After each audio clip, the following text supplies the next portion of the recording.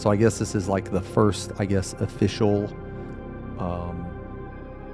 ASMR type tutorial / whatever you want to call it. Okay. Basically, I'm going to try to do a video like this, and if people like it, I'll do more, and if people don't like it, then that's okay too. That's okay. I've been painting for a year and like 4 or 5 months. I've painted 73 models, which you can see on my Instagram if anyone's curious. Today we're going to work on a Hive Tyrant. Today we're going to work on this. So I'll tell you exactly what I'm going to do, how I'm going to do it, what brushes I'm using, and in the top right I put a legend. I put a legend up there. Those are the colors I'm using. Let me make sure the legend isn't covering chat.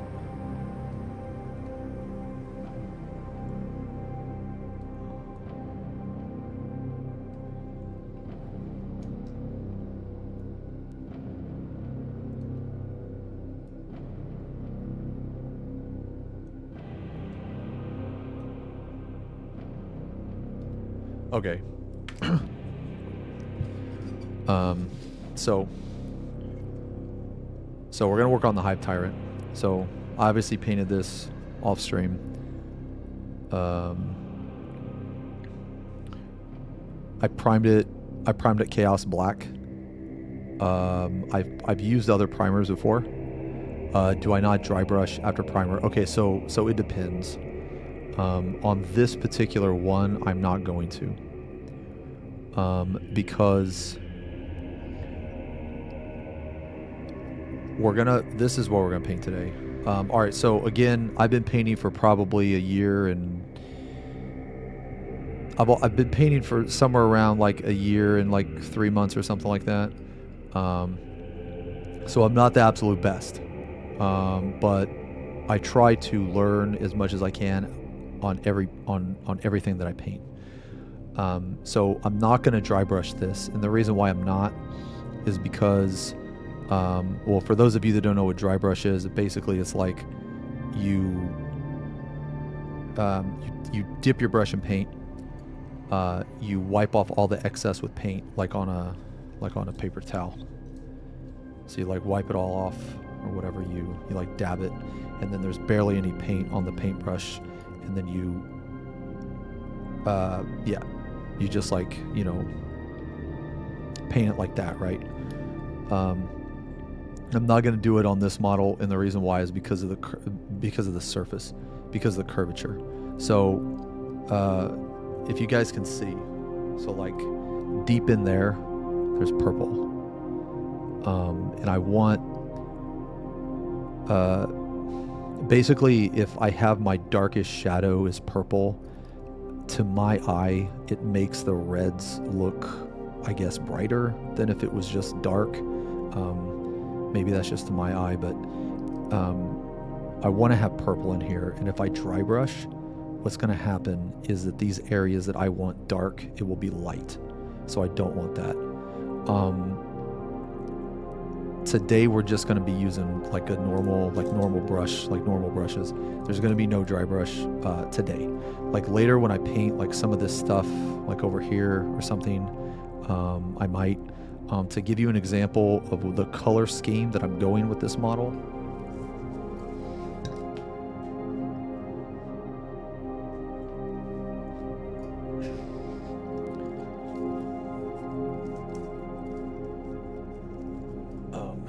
This guy here is a good indicator on this guy right here is a good indicator on what it will hopefully look like. So the Carapace is how fragile are these models? They're kind of durable. They're kind of durable. I mean, like, you could drop them and it'd be okay depending on the model. Yeah. Yeah, it's like obviously the bigger the model, the more, like, I have some models, massive models that have like huge wingspans and stuff.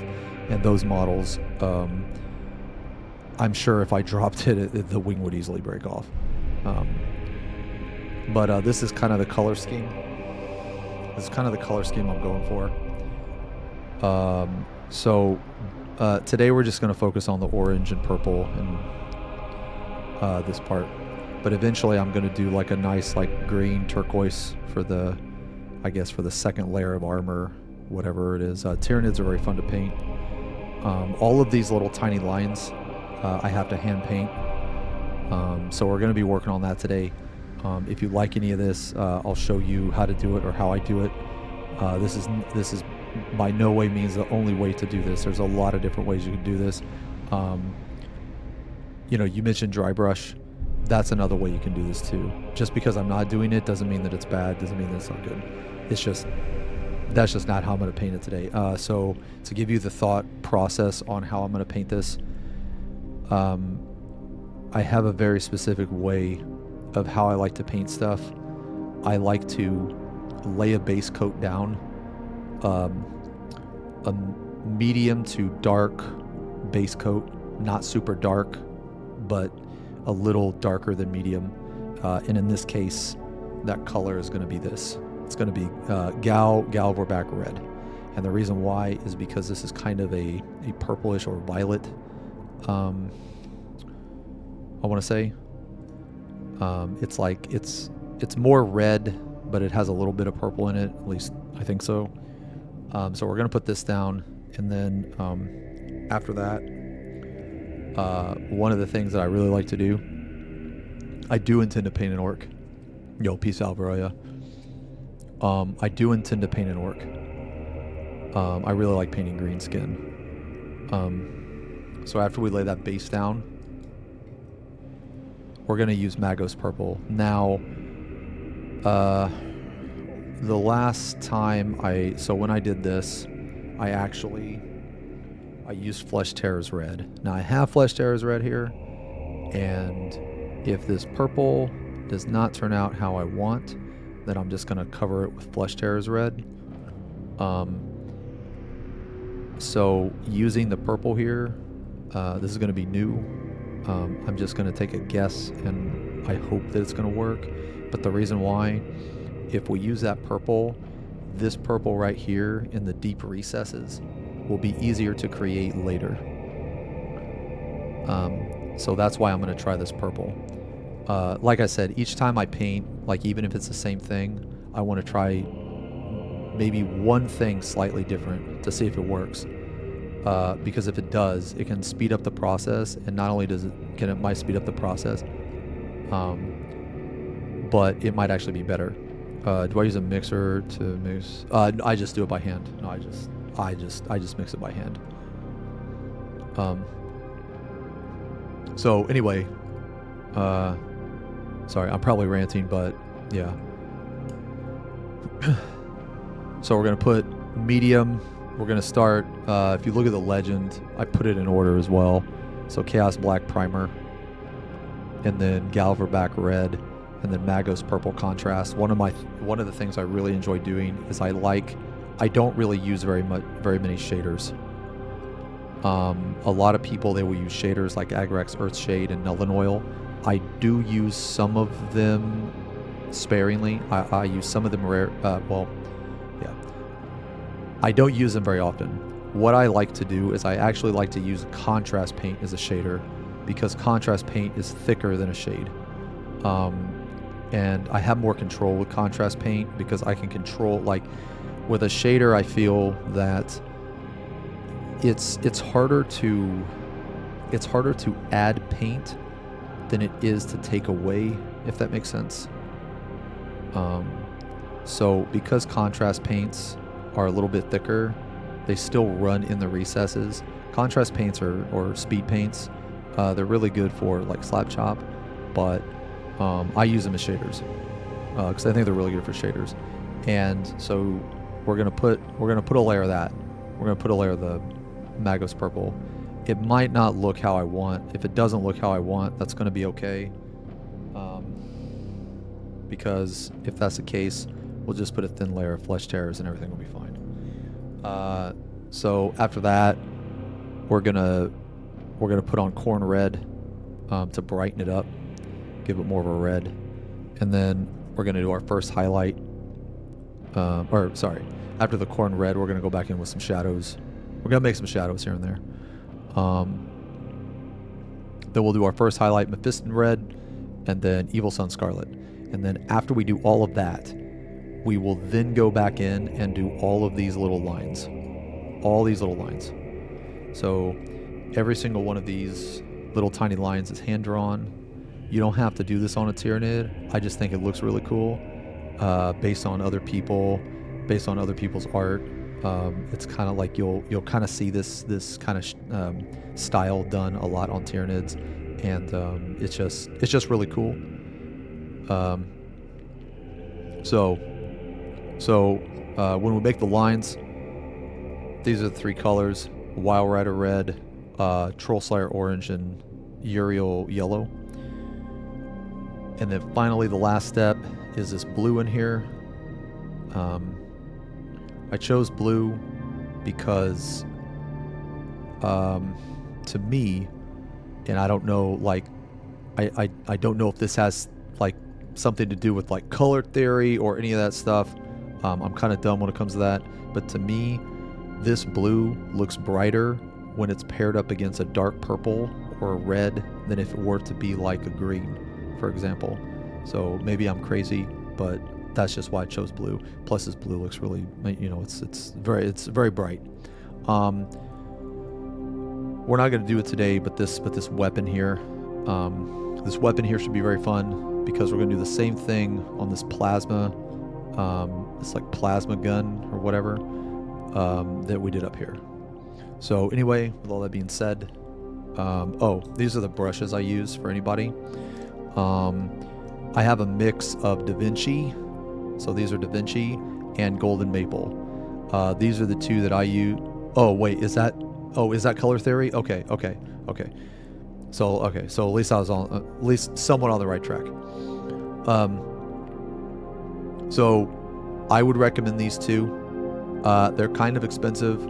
So I know I paid it was like $60 or something for like 3 brushes of Golden Maple, but these brushes are absolutely insane. They're phenomenal. So I would highly recommend Golden Maple. The Da Vinci are a little cheaper and you get more, but the quality is a little bit less. So I use both because I like Golden Maple because the number 1 size, like my favorite brush size is actually number 1. It's either number 1 or number 4. I don't know. I'm weird, I guess. I either like really big, really small. But the really cool thing about the Golden Maple is the length of the bristles.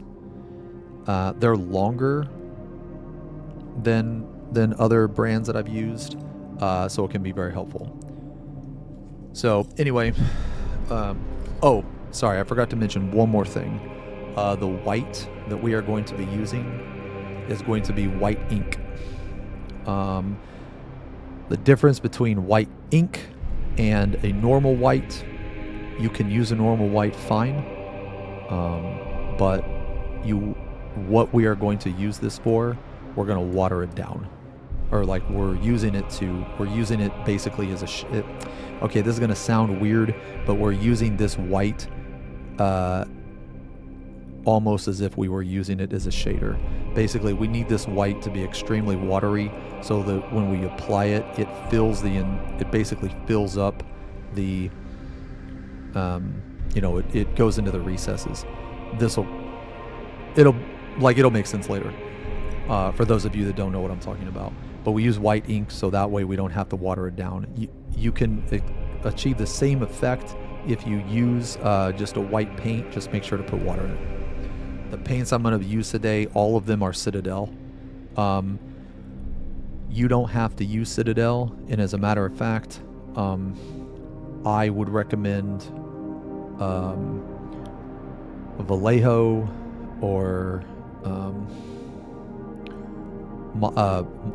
Monument Hobby.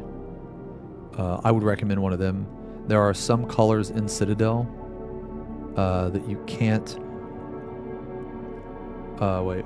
Oh, yeah. So there are some colors in Citadel that are specific to Citadel.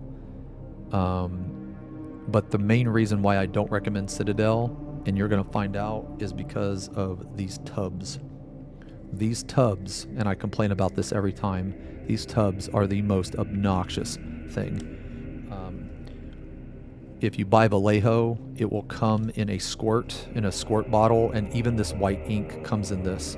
So basically, like, if it comes in a squirt bottle or some type of way where you don't have to dip your paintbrush in, it's much easier to put on the palette. It's much easier to work with. It's just these tubs, like, the quality of the paint is fine, but the tub is obnoxious.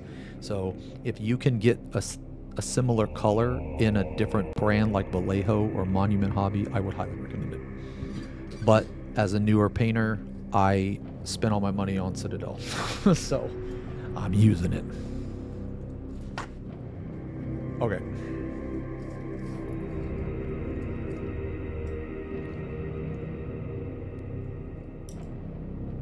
All right, so the first thing,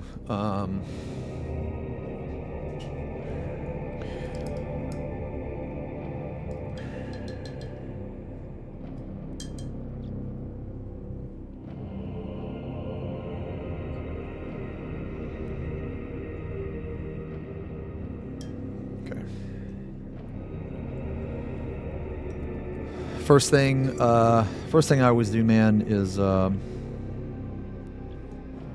always just get my paint out because I've used Citadel for so long. It's like the most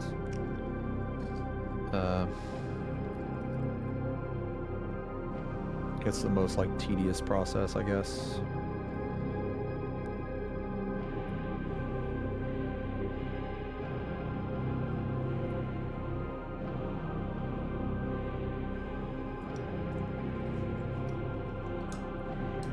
Whitewashing even. Oh, yeah.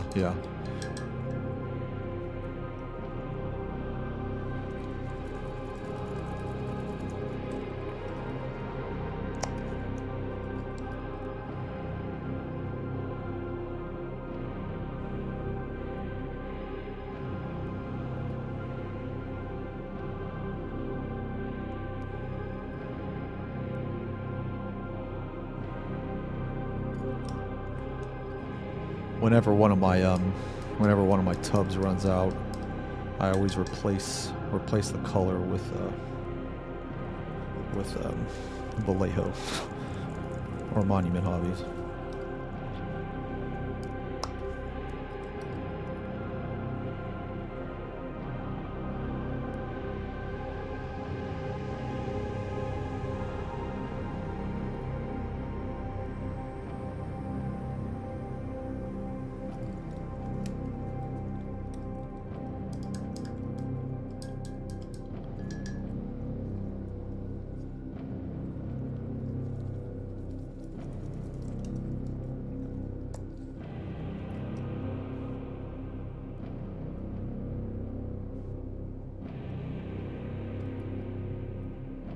I swear, man, some of these tubs, like, I can't even close some of these tubs. And it's not that I don't, like, take care of my paint. It's just, over time, it just naturally builds up in such a way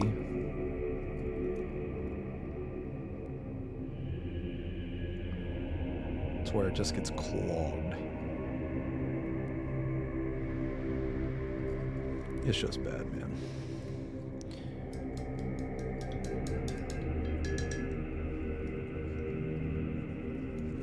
So these are pretty much, so like, I don't know. I would say more times than not, I do it this way, but it also depends on like what I'm painting. But I will normally set up my paints in a way to where it's like I'm going to use them in that order. I guess if that makes any sense. Yeah, the tubs are really bad. Like, I don't understand why Citadel just doesn't sell paint like a fucking normal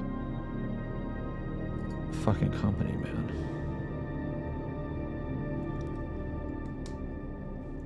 Oh, you remember when I started painting and didn't know how to do anything? Dude, I mean, I don't know how to do much more. Okay, so, alright. So I have my base here. So I have my base here, colors. Then I have my lines here. So, these...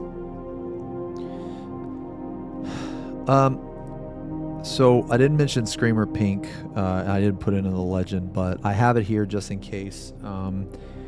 There's a really cool thing that I did. You probably can't see it. It's more of like an in-person type of thing, but I did a glaze of Screamer Pink on the top here, and it turned out pretty good. So I'm gonna keep it. I'm gonna keep it like, you know, nearby, just in case that I need it and I want to try it again. It's not like, it's very subtle, and it's kind of a thing that probably only, you know, the person painting it would notice, I guess. I don't know. One day you found your paint dried while still half full since you couldn't. Yeah.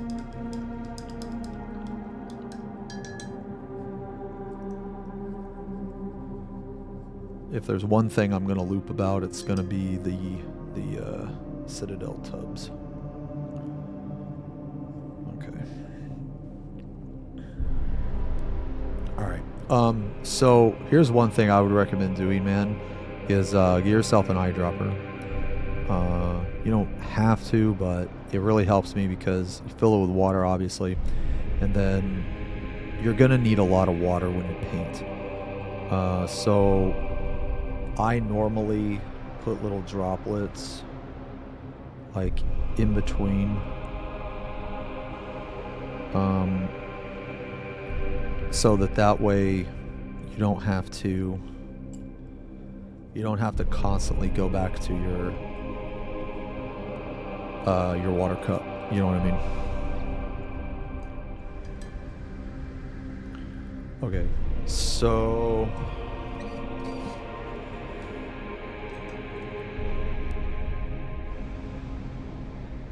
all right, so we're gonna put the base on first.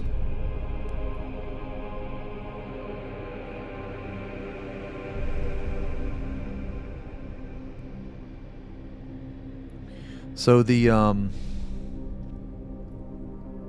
one of the worst things about, or well, not worst, but one of the hardest things that I found about painting is actually getting the right consistency with the paint. So what we're doing now, this doesn't have to be perfect. So wait, why water, not a medium?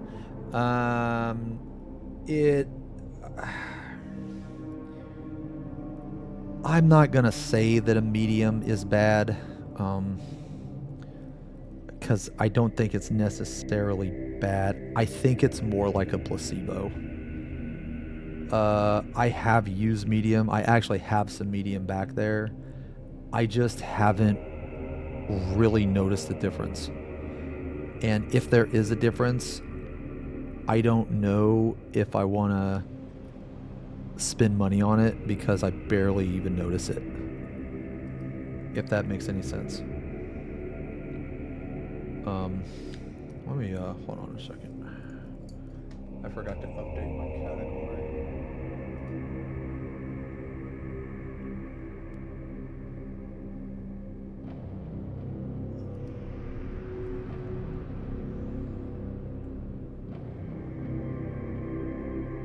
I don't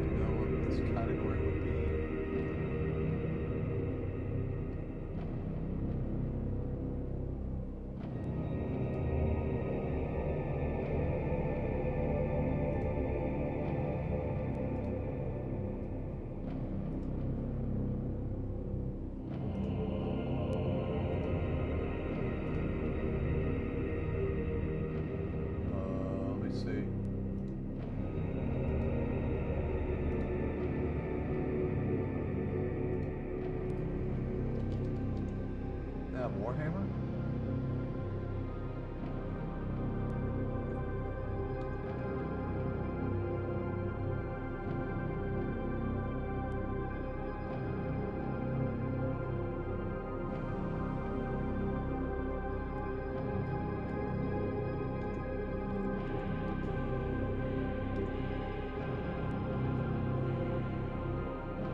Dude, what? I'm trying to update my kick. Do they not have like a mini category?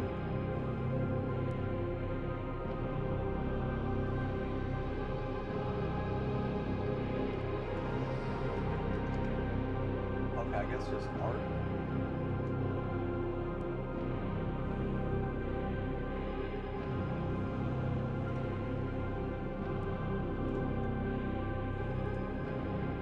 Okay, sorry about that. Yeah, and I just put us in art. Yeah, sorry about that, man. Yeah, I just I feel like medium is a placebo. One thing I do think medium is good for is when you're using contrast paints, when you're trying to thin down a contrast paint, you can use it for that too.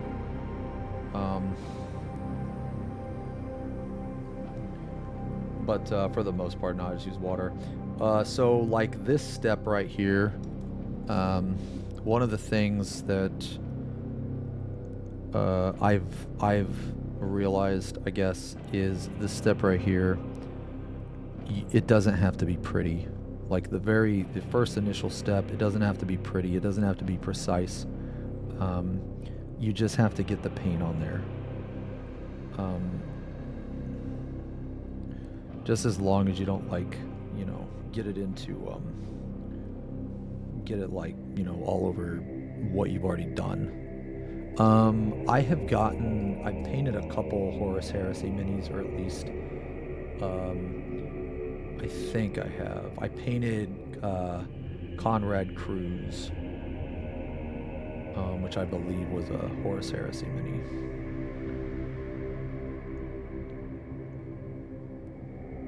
Some of the Horus Heresy minis are really cool. The only thing I don't really like about them is the fact that they're resin. I prefer plastic models, but resin's not the end of the world.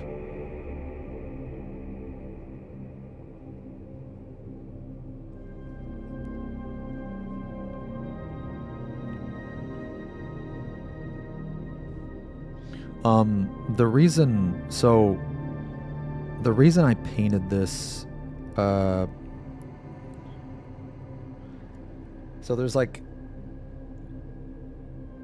there's always like multiple ways you can paint something. So for instance, like the reason I painted this or primed this black is I didn't necessarily do it because there's any severe advantage to it.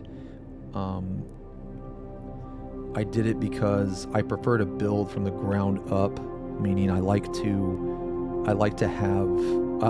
go dark and then light. That's how I like to paint in a lot of situations. There's some situations like value sketching where I will start with light and then I will blend in midtones and that type of stuff. But for this in particular, I like to start with complete black and then build up from the black, because if you start with a black primer, in my experience, it will save you some time. It'll save you a lot of little tedious details that you need to do, because if you prime it white and if you use a contrast paint, which is like a speed paint, if you use a contrast paint, then it's not too bad. But if you're priming it white and you're not using a contrast paint, you run into this problem where there's going to be these really tiny recesses, right, that are very annoying to get to, and because you primed it white, you have to take care of it. Whereas if you prime it black, you can just leave it black, because it doesn't matter what color something is. The darker or the deeper in shadow it goes, the blacker it becomes. So you can kind of like crutch on that a little bit. And because I have primed models completely white, or like Wraithbone or something like that, and I found myself, if I didn't use speed paint. Now, if you use contrast paint, it's a little different because it like runs into the recesses, so it's okay. But I don't always paint with contrast paint. And like I said, a majority of how I paint is mostly with base paints and layer paints. I've tried a lot of other techniques. It's just something that I've kind of stuck with. Not saying the other techniques are bad. I'm just saying this is like this is just naturally what I enjoy doing. One of my favorite things to do in painting is blending. I really, really like to blend. Like, I don't know what it is, man. It's just something satisfying sitting there for like an hour trying to blend two colors together, man. I don't know what it is, man. It's like therapeutic or something like that. But that's what I really like to do. And you can't really do that with contrast paints. Like, yes, you can blend contrast paints to a certain degree, but as far as like,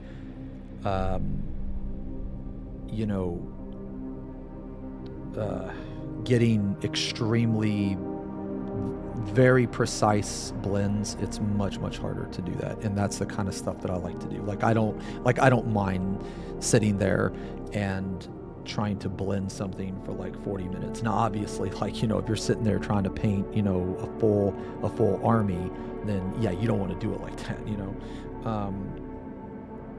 so it's just like what you want to do. So like today, for example, we're gonna work on the second section here. So both sides, I don't know how long this is gonna take me. This up here, I want to say this top part took me like 4 hours ish. So this part right here is not as big as that part, so I'm gonna guess it's probably gonna be around like 3, but I could be wrong. I was saying this earlier about the consistency of the paint. For this step that we're doing here, it doesn't have to be perfect. You can kind of slop it on a little bit. There's no precision here.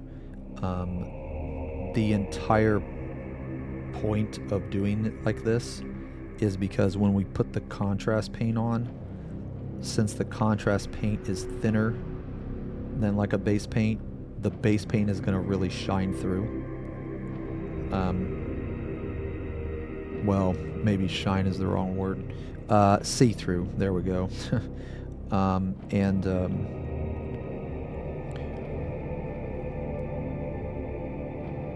Because it's going to shine, because it's going to be see-through, it doesn't have to be perfect, because a lot of these like inconsistencies, right? So if you were to really look at this, you guys probably can't tell because it's very difficult, but there's like that part right there that I just got.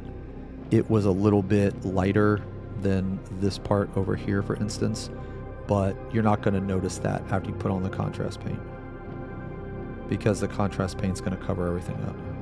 You just want like a decent layer, at least for this method, from what I'm doing. And you don't have to do it this way either. Like someone suggested dry brushing. You could easily just dry brush this and do contrast paint, and you could get it to look virtually the same, more or less. It just depends on how you want to do it. I'm probably going to try the game. Yeah, I've never played a Total War.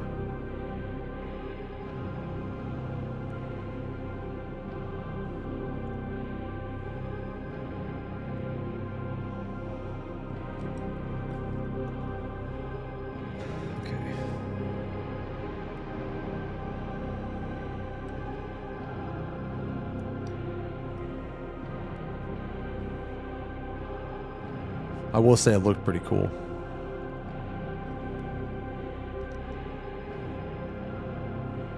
I just love 40k, man. I just like the lore, dude. I just like the...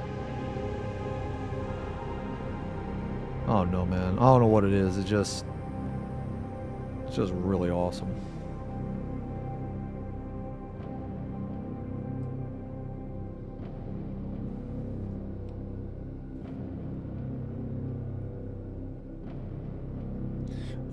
I've said this before on other streams, but I'll say this again because I think it's one of the most important things that I've learned as a painter is the pinky.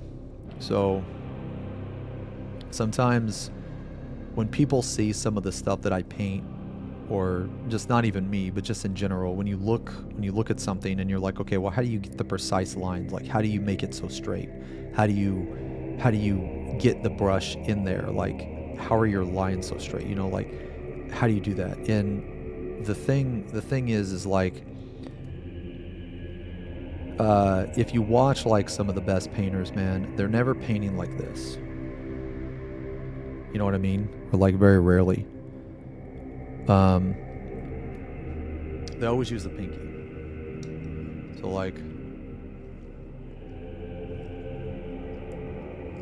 like for instance, rest your pinky on the base, and then you're way more like you're not shaky. You know what I mean?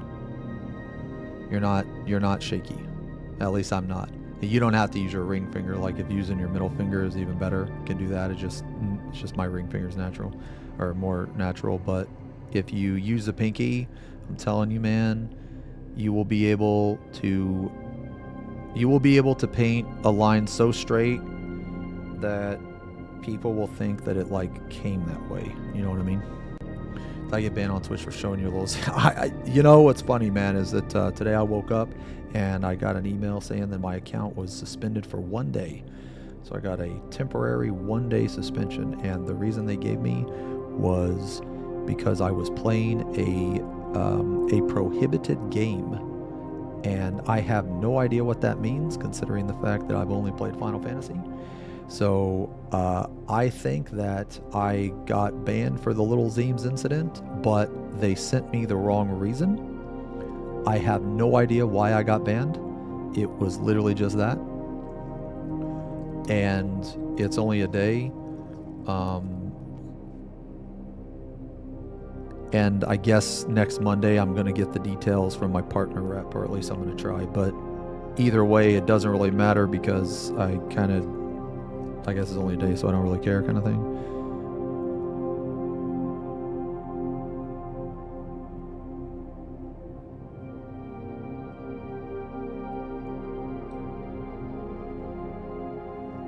What if it's on purpose just for the amount of time ban? I'm not sure what that means. I have no idea, Zalba.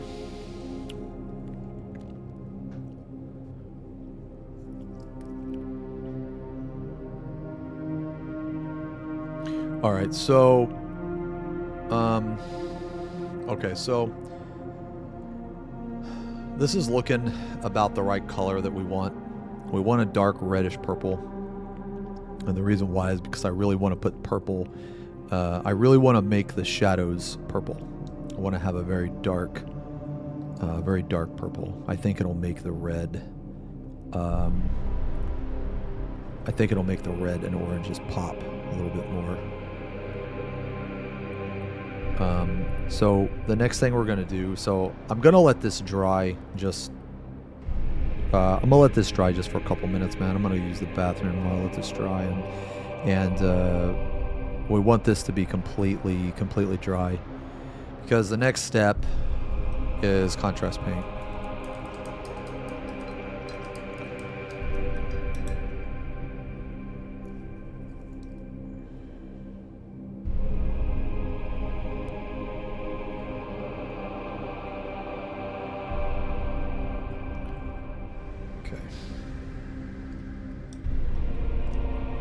Alright, so the next step we're going to do, we're going to use this, we're going to see what this looks like. We're going to see what this looks like. If this is too bright, this is too purple, it's okay.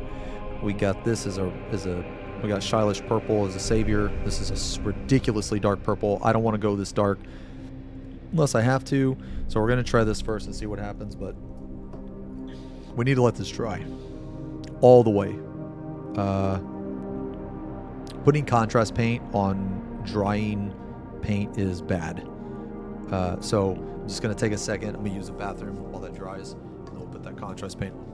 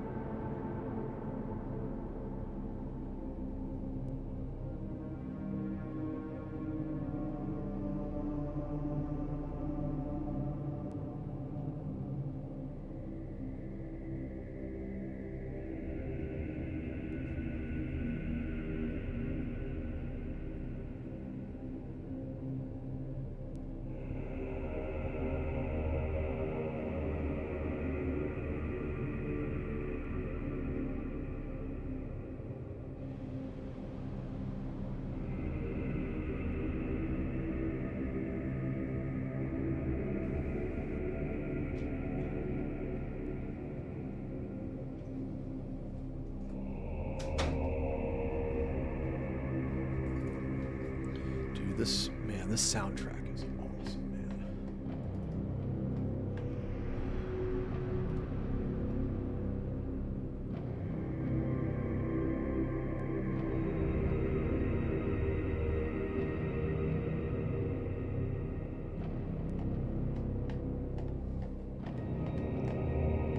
Man, this soundtrack is awesome.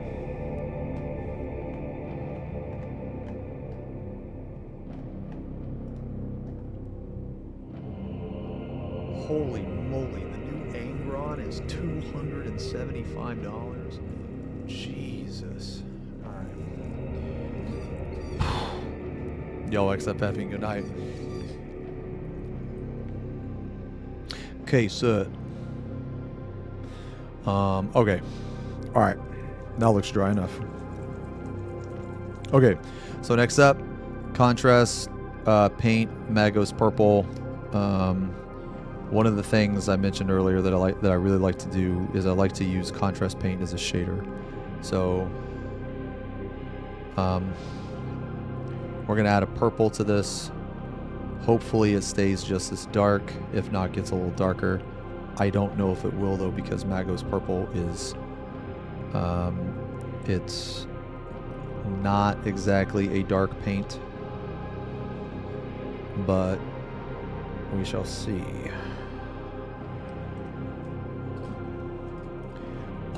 Again, you don't want to load the brush up like a crazy amount, and you always want to apply. Oh, okay, here we go. Okay, that's that's pretty much what we want. Okay, this is gonna save a little bit of time later. All right, so. Man, yeah, sorry guys, I'm like trying to.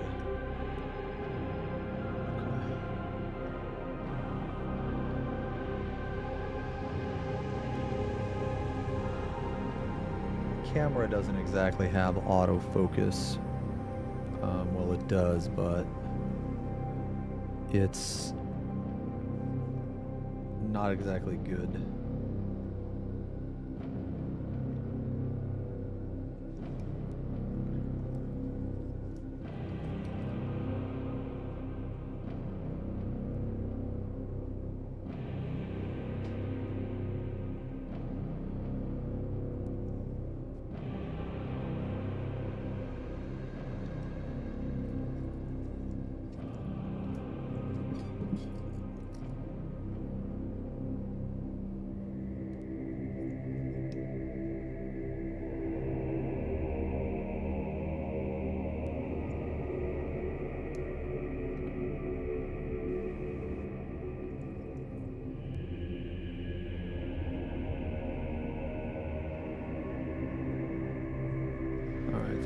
That's coming out okay. Yeah, it's coming out okay.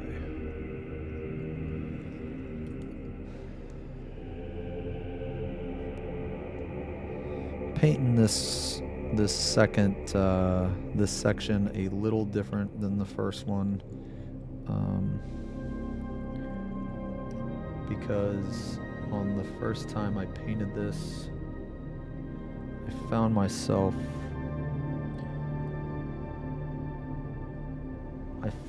spending a lot of time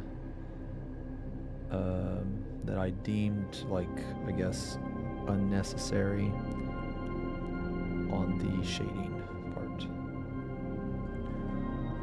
Alright, so we let this dry. Yeah, contrast paint, man, you can be really good, can be really bad sometimes, just depends.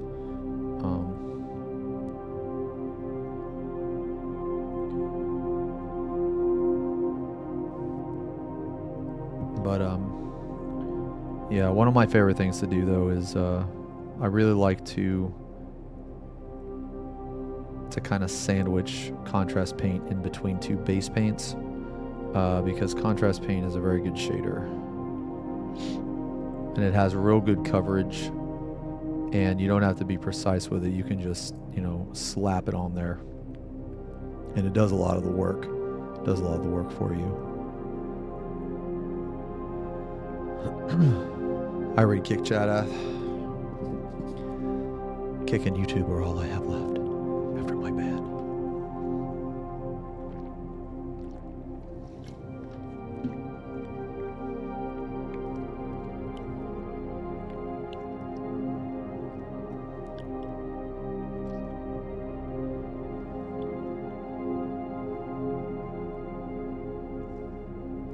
All right, so we're gonna do one more. Gonna do one more pass. One more pass.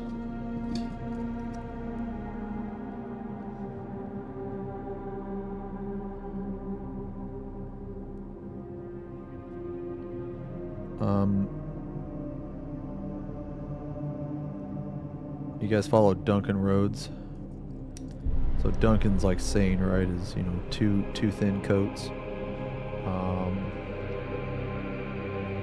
I don't think you always need two thin coats, but I will say that a lot of the time it's better to do two than it is to do one. Because it's always easier just to add another coat than take one off.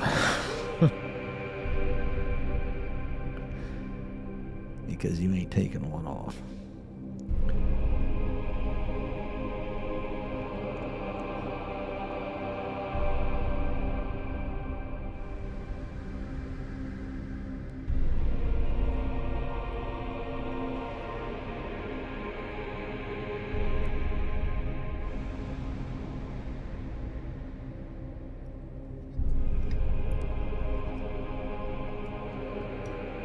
Kumachama better not stream anymore. Kumachama's honestly a pervert.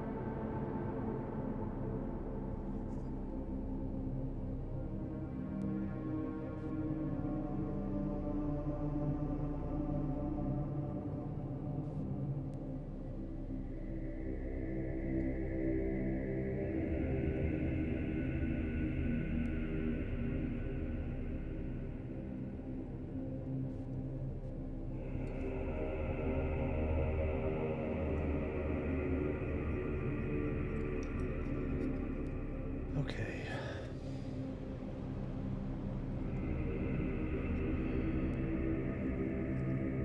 All right, we'll let that dry.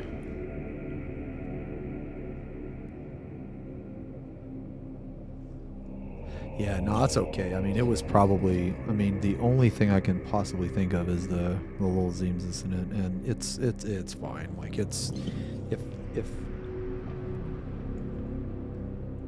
if that is what happened, that's okay.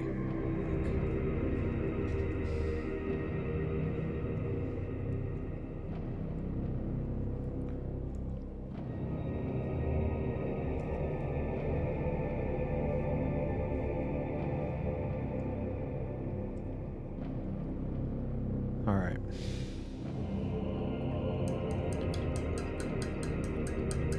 No, I mean, yeah, no, I mean, I'll be good. I mean, it's only one day.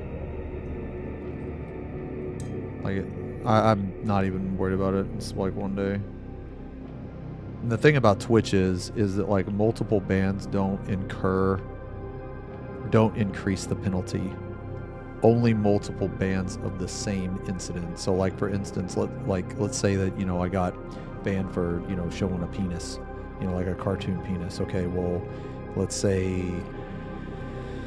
I don't know, let's say I call somebody fat and I get banned for 2 weeks, you know, because that's what happens, right?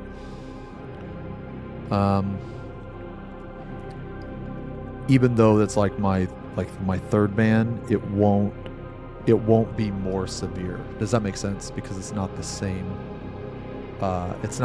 like type of ban, if that makes sense.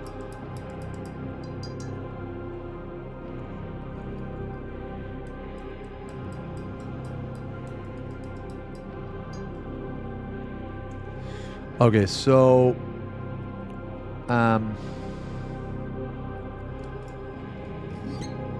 yeah, it's like different disciplinary categories, yeah. Okay, so there's two different things that we could do here. Okay, so if we wanted to, we could go back in here and put on another base coat of what we just did.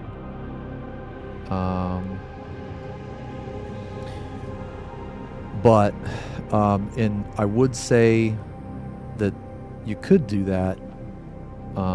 However, because we're going to add in shadows, it's pointless to do that because now we've established our base. Okay. This is the base right here. So we're going to build off of this. Wait, Tectone basically that chain band. Oh yeah. All right. So now we're actually going to start to make it red.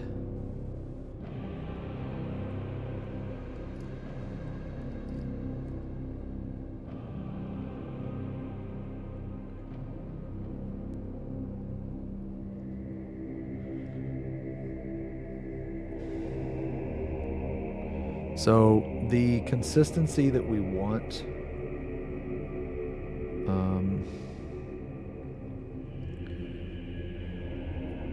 we want it, at least what I'm going to do, is we want it thick, but not too thick. We want it to where you can kind of see what's underneath.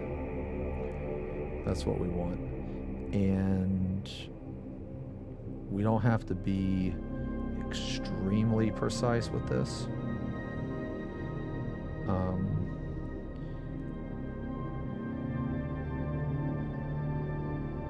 We have to be somewhat precise, but not like super crazy. So one of the things I'm doing is I kind of already know where I want my shadows. I basically want the majority of shadows to be around the base of these stalks or whatever they are. So I'm gonna try to keep like this area right here. I don't know how much you can see, but I'm gonna try to keep that area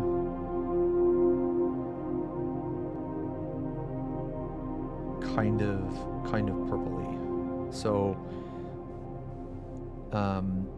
wherever you, okay, so there's a reason why I'm painting starting from here and pulling down, and that reason is because whenever you paint, wherever your brush ends, that's where the most of the paint is going to land. Okay, so like if I were to go like that, it's kind of hard to tell, but this end, that's where a majority of the paint is going to end. So whenever you're trying to make something brighter and you're trying to create a gradient, it's always good to start in the shadow and pull out. That's if you're trying to make it lighter. Now, there's other things that you can do. I guess it depends, and that's like the cool thing about painting, man, is like there's no like set rules, right? There's other stuff you can do as well. So I guess I'll just do it on a case-by-case basis, but for this particular piece,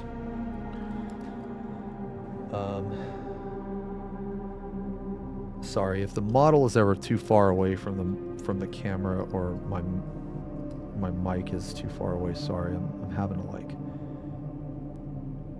Sometimes it's kind of hard. But what I was saying? Oh yeah, so I don't know if you can tell. Like right here, there's a little bit more darkness than there is right here. That's because I started here, and every new layer I'm adding, I'm not going as deep, right? So I started all the way up here, and now when I'm adding the new layers, I'm starting halfway down. So what that's going to do is over time, over the course of like, you know, each layer and stuff, and like I said, you don't have to spend this long. Like, you can accomplish pretty much the same thing that I'm doing with just straight, you know, speed paint and contrast paint. It's just doing it this way is just something I really like to do.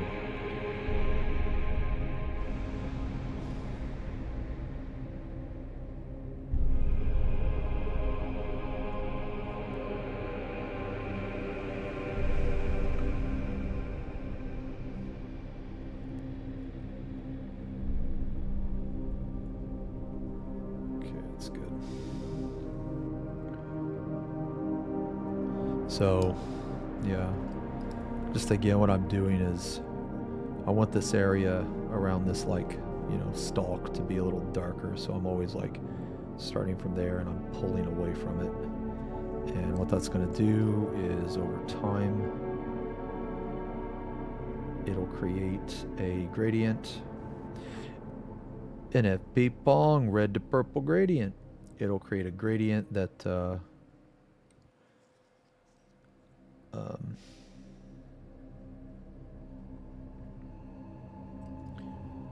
that'll start with dark and then get lighter as it goes on.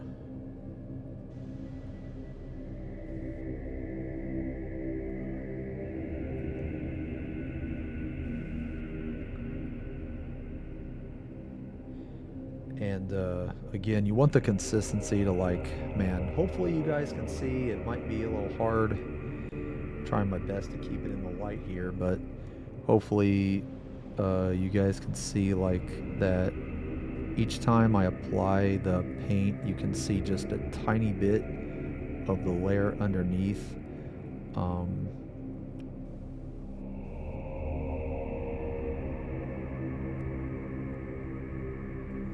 And this basically, doing it this way, it's like, it's not exactly value sketching, but it's, I guess, the same. I don't even know what you would call it, like layer sketching almost. I don't even know. Value sketching is another technique that I like to do. It's very, very helpful. It's what I did on the Jin-Gitaxias. There's a when I made, as I painted the Jin-Gitaxias, I put a workflow out on my Instagram, and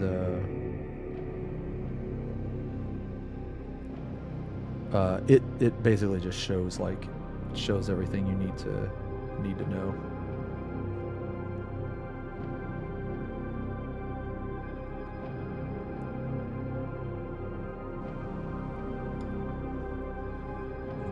Miss Twitch chat. Twitch chat will be back tomorrow, man. Although I do think I am taking tomorrow off. And I am not excited about Monday. Holy. Monday is going to be rough, man. Monday is like, I have to go to the doctor. I have to go to the eye doctor. I really, really need cataract surgery, man. Bad.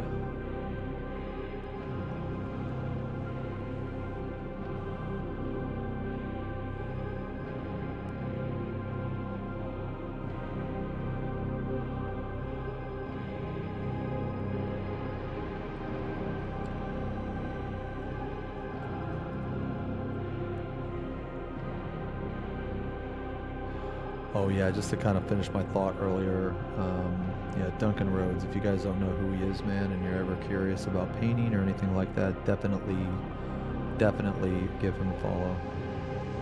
He is a very, very good teacher.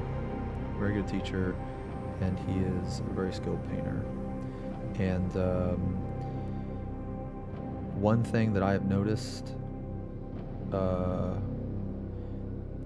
more so in painting than other aspects, but just because someone is a good painter does not make them a good teacher. But he is both. Oh, but check up our actual surgery. No. So the thing on Monday, is like basically they're just gonna look at my eyes and they're gonna see one, do I qualify? But I already know I qualify, or at least that's what the doctor said anyway when I lived in Kansas. But because I'm a new patient, they have to like check me out, right? They have to check me out on their own. So it's gonna be that. It's basically just gonna be like a really long appointment. They're gonna like really like look in my eyes and, you know, like make sure that I need it and like what lens I need, and I'm just gonna tell them, give me the strongest. I want X-ray vision, bro. Like I want 20, or I don't even know what the strongest vision is, man. I don't know. Okay, hopefully you guys can see this, but you guys see that nice gradient that we're making? See, it's starting to look pretty cool, man. Like my goal. One of my goals is whenever I paint is whenever I paint a gradient, I want the viewer to not be able to tell where one color starts and one color ends. Because I feel like that always really impresses me. Like when I see other people do it, it always is like really impressive if I can't tell. So I try my best to replicate that. And also another thing, man, I forgot to mention this, but so the consistency of the paint, right? I mean, I know I mentioned like, you know, like what I want it to be. If for whatever reason, like, let me see here. Let me zoom in a little bit. Okay, here we go. Okay, this is much better. Actually, this is much more comfortable for me too. If for whatever reason, man, the camera's scuffed, just let me know.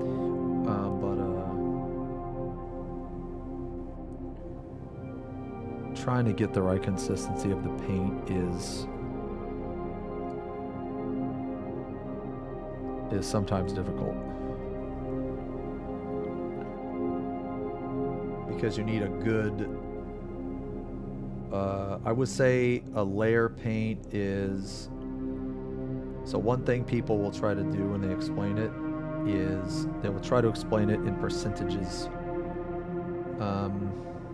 So like for instance, right, if you're trying to put on a base paint, you want something like 75% paint, 25% water, just like as an example. If you're trying to make like a layer paint, you want like, I don't know, something like 50-50. Glazes are like 75% water, 25% paint. What I do is I learned real fast. Like, I think it's just in how fast you want to paint, man. Because to me, I will take the extra 45 minutes, 50 minutes, whatever, man, and I will try my best to blend it as well as I can. Now I understand some people, they ain't got the patience for that, they ain't got the time for that, especially if they're not like me. I'm not I'm not an army painter, right? Like I don't even play the game, you know. Now that doesn't mean I don't want to learn how to play the game. I played the game a couple times and I had a ton of fun. But I just don't have anybody to play with around my area, and I would need somebody to teach me. So, but anyway, yeah. So what I normally do is I normally do 50-50 on everything, man. I normally have like somewhere around there. But also it's like another way you can tell is just like by the like if you don't want to look at it like in terms of percentages, right? You can always look at it as like how thick it is. What music is this? So this is Adeptus. So if you look on YouTube, I can't really link it right now. If somebody can, that'd be awesome. But if you look on YouTube and just type in Adeptus Mechanicus, or you can just type in 40k music ambient, it should come up. I mean, I could always play via like Tabletop Simulator, right? That's how I played last time. So if we look here, so you see how like, so this is what I'm talking about. When I was talking about pulling the paint from the shadow to the edge, like right here, there's a nice, we got some nice gradients going on here. Now you can kind of tell where it starts, right? You can kind of tell where it starts right here. Now these parts are kind of bothering me a little bit. In certain areas it's completely acceptable, in my opinion, for you to be able to tell. And the reason why is because of how light works.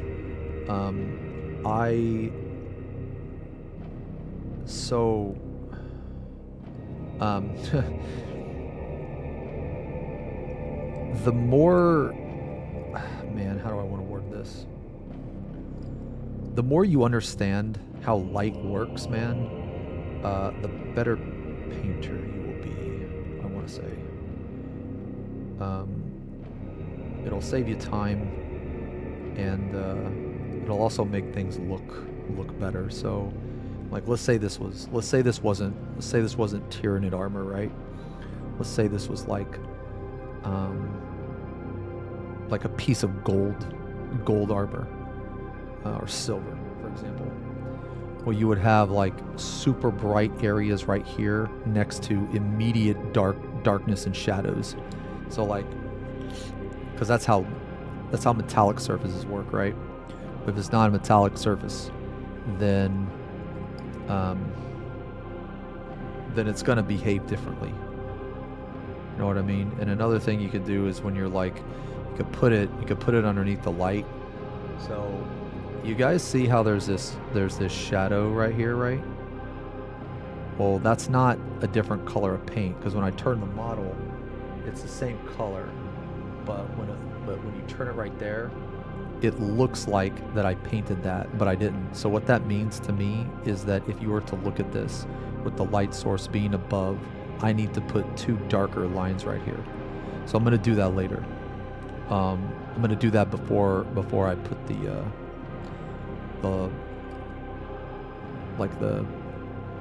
line highlights. All right, so right now we kind of sketched out the base. We have some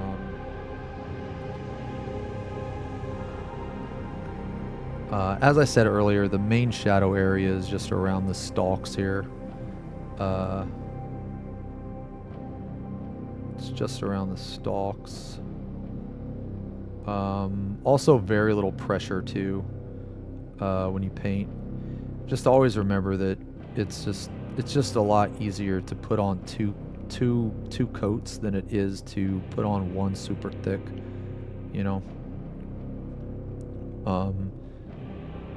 It's also less prone to mistakes as well, because the lighter the paint, the more you, I mean, yes, there's more work, but it also means that if you do a little, you know, a little oopsie, you know, it's way easier to fix.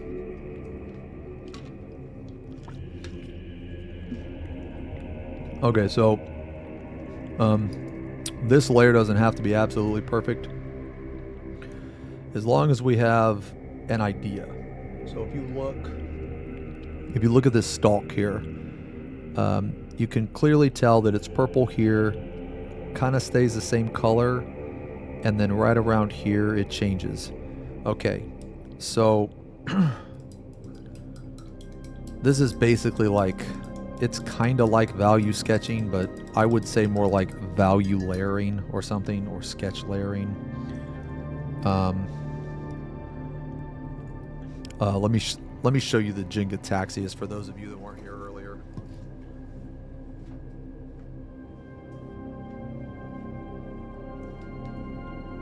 So,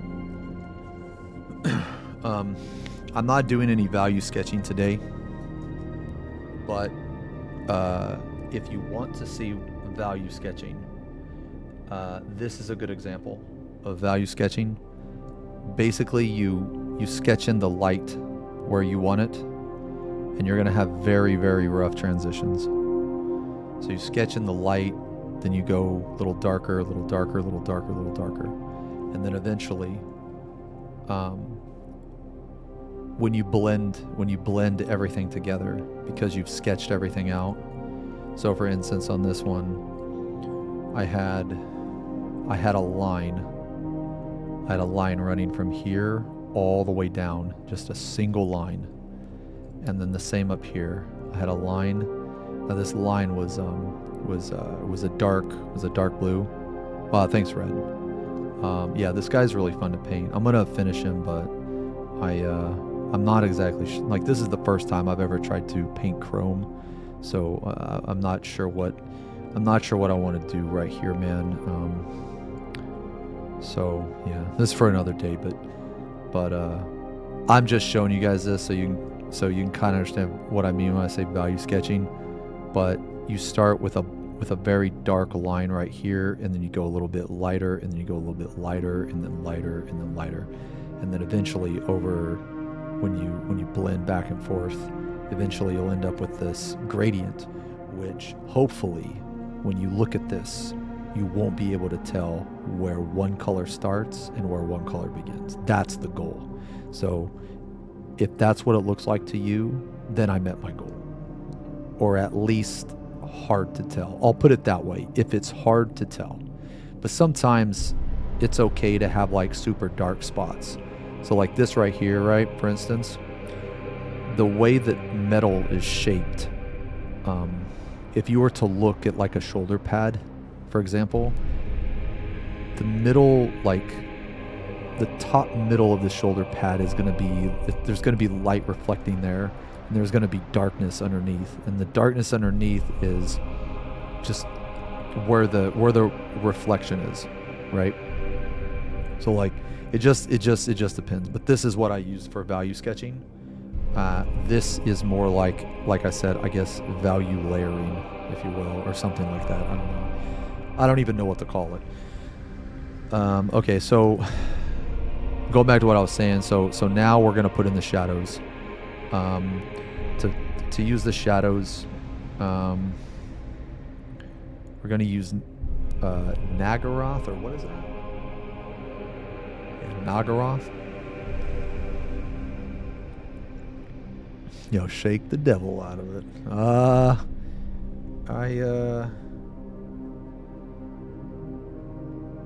We do. Actually, you know what? We kind of drown the devil. We kind of drown the devil, man. That's a little more brutal in here. Because when I shake the devil out of it, the devil is submersed in this water cup that says messy hair don't care.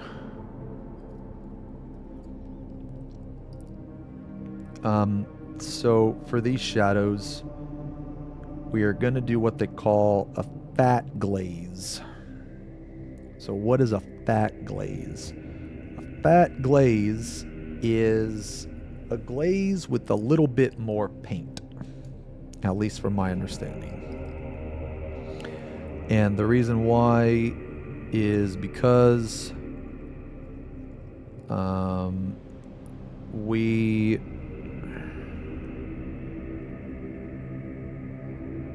want to create a transition, but at the same time, we want it to be very dark. So I said earlier how we pulled the light. We started in the dark and we pull it out to the edge. So right now we're just going to try to blend it. We're going to start in the mid-tone and we're going to like pull it up. We're going to pull it up to where we want the darkest part. Now this part right here, unfortunately, you need to take your time and you need to be precise. This is the first part in this entire process, or at least this, I don't want to go as far as to say technique because it sounds like I'm doing something that other people can't do, or don't do rather. So we'll just say part, but the edges don't really matter too much. So what I mean is like, let's say that I make a mistake right here. That's okay. We can always go back over it. The part that needs to be precise is the part where the shadow is the deepest.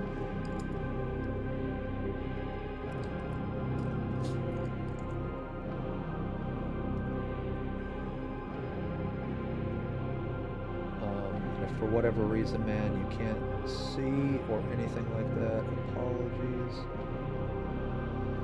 This is a part where I have to like try to get into these really tedious areas, man.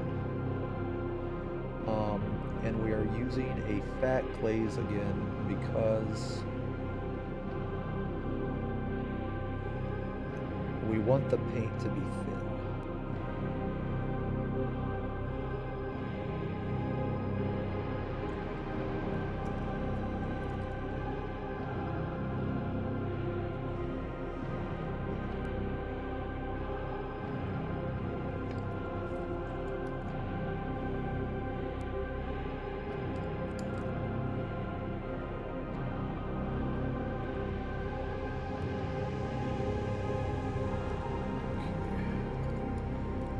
Alright, so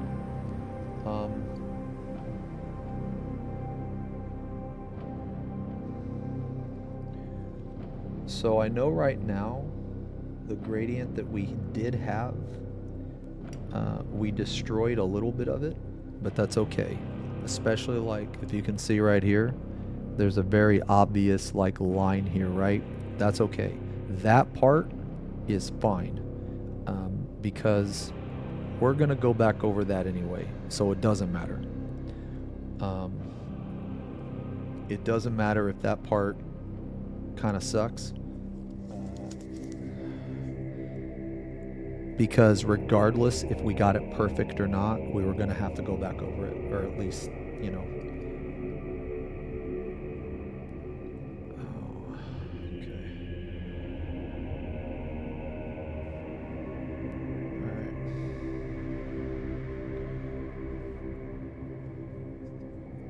So right here, we're just going to create a shadow. We're literally going to trace. We're just going to trace this line right there.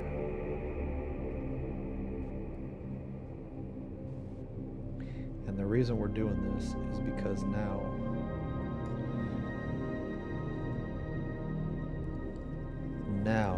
if you were to turn the model, it would look the same.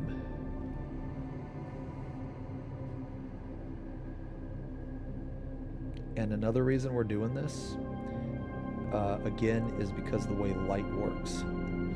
Like, it's kind of crazy, but one of the best things that I've learned is, like, that's helped me, like, paint-wise, is learn how light works. It's kind of crazy, but... so, like, I kind of goofed on this side, and this side's, like, you know, really fat, but it's fine because we're going to go back over it. So that shadow should look quite a bit deeper. Let me fix the camera just a little bit.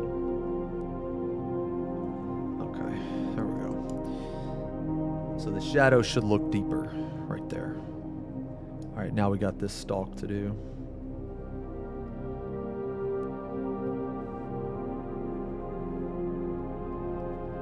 And again, we're gonna do a fat glaze. So we want, like, I don't know, man, 40% paint, 40% paint,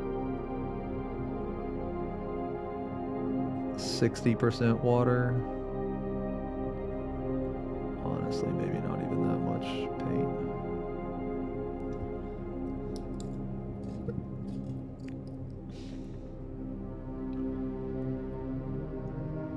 Streamer, you are really cute today. Thank you. Thank you.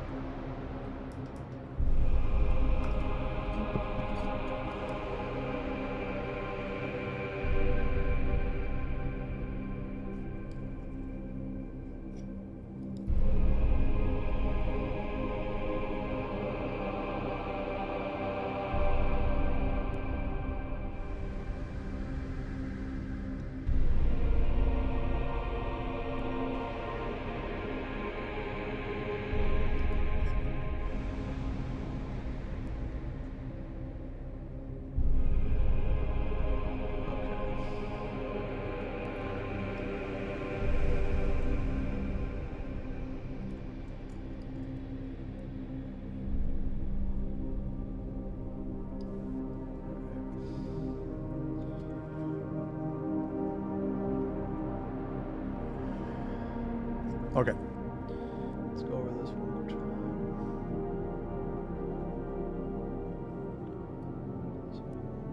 Okay. All right.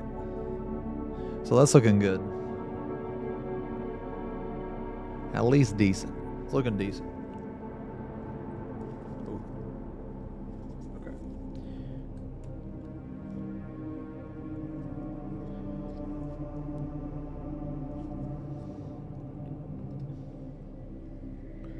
So that's looking decent. Okay, so, all right. So these lines are a bit rough. These shadows are a bit rough. So to fix it, we're in the fixing process now.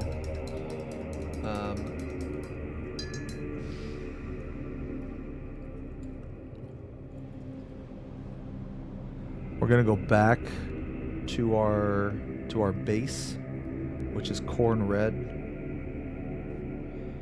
And we're gonna do something like a fat glaze again.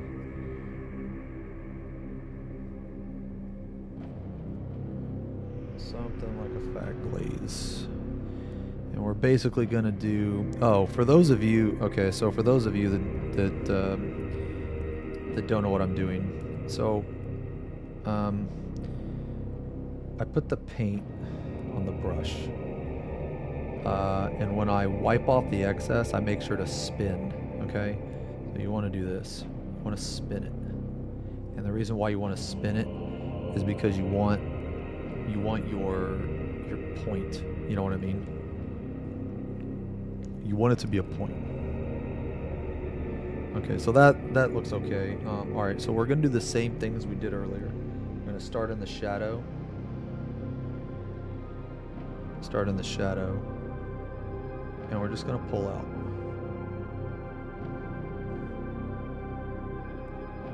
The consistency of the paint is very important here, and the reason why it's very important is because you must be able to see through it. So you see how you can kind of see through that?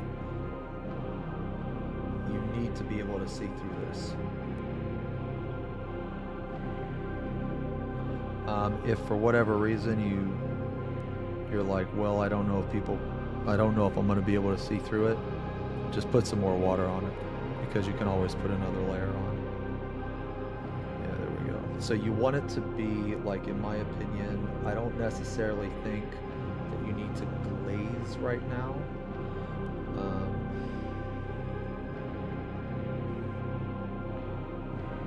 But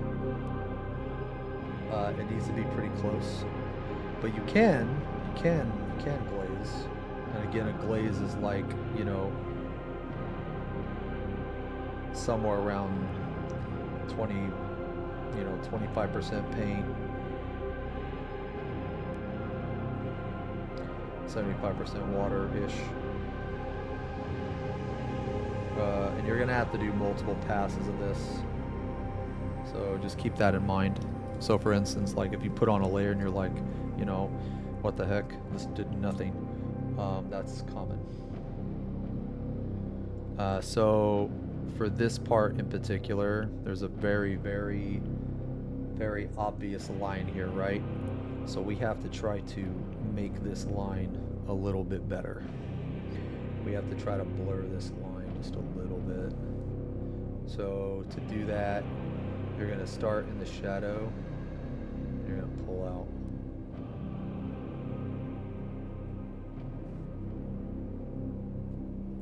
For everything that we're doing, you're going to start in the shadow. We're just going to pull out.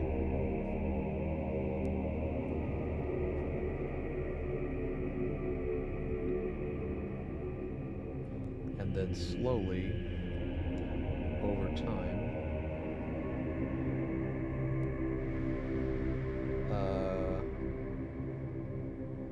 you will create a gradient. Think of it like applying a filter, almost.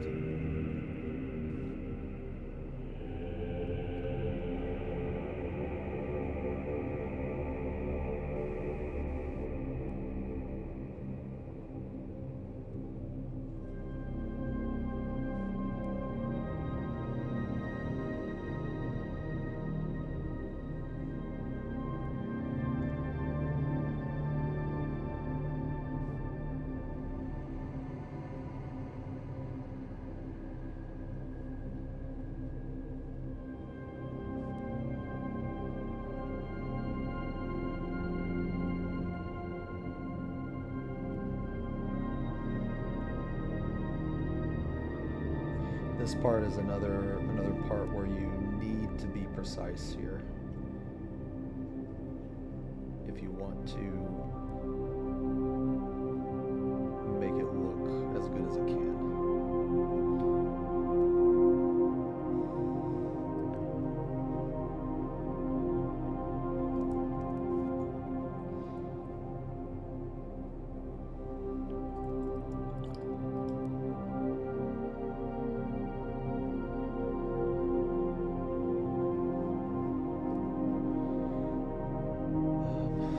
Okay, so to me, this part's starting to look better. That part right there. That part right there is starting to look okay. This part right here is good. So now we need to focus on the stalk itself.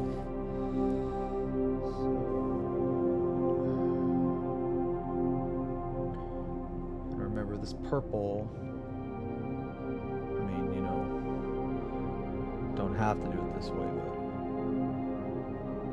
I only really want the purple because, again, this armor is supposed to be more red than anything. It's supposed to be more red-orange. It's just, if you put purple into the shadows instead of just black, it will make the other colors more, it will make them stand out more, basically.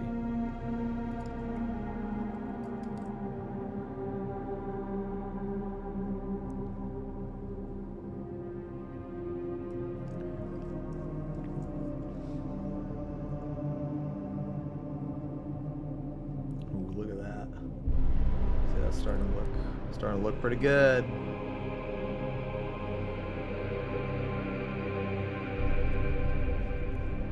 Starting to look pretty good.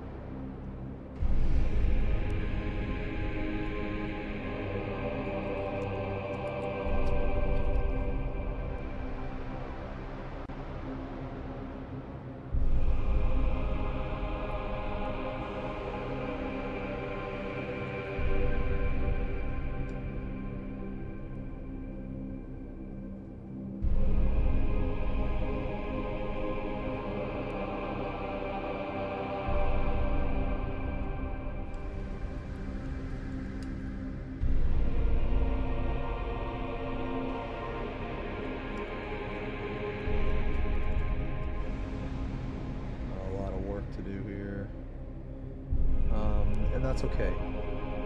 It's whenever I try to create shadows like this, I always find that if you like overextend the shadow, it's fine because you're gonna go back over it anyway. And sometimes it can be. Sometimes overextending the shadow can be really good because, like, this stalk right here, man, I really wish my camera would autofocus so I don't have to constantly, but this stalk right here is starting to have like a really nice gradient.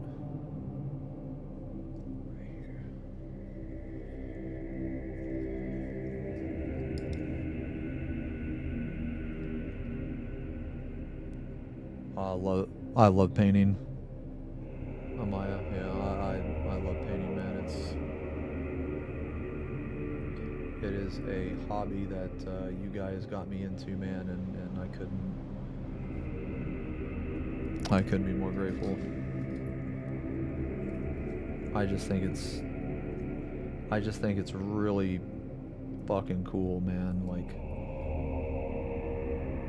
some of the stuff you can paint or you can create. Very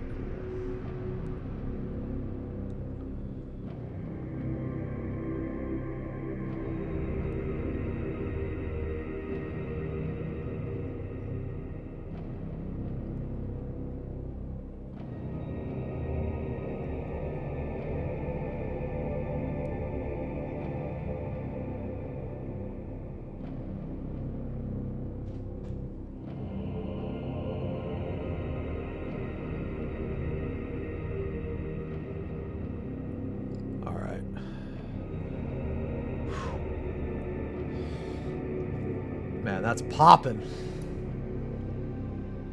Woo! Man, them shadows are deep. Deep. T. Cease. All right.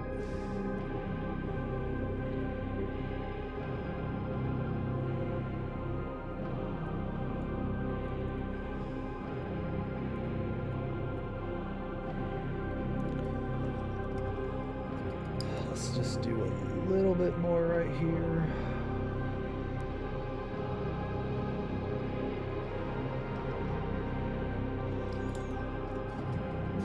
A favorite loyalist Marine? I don't know if I have a favorite Marine. A favorite faction. I really like salamanders. I like the lore of the salamanders the best, but I think like aesthetically, probably the Dark Angels. I just really like the Dark Angels because they're like they have like these like the robes and the cloth.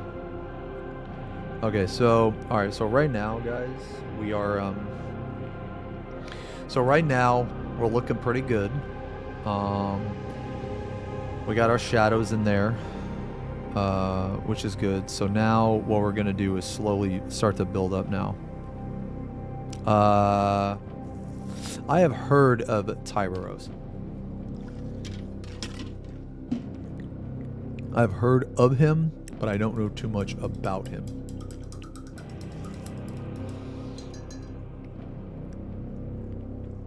Okay. So now what we're gonna do, our first highlight. This is, we got to be careful with this. Got to be careful with this.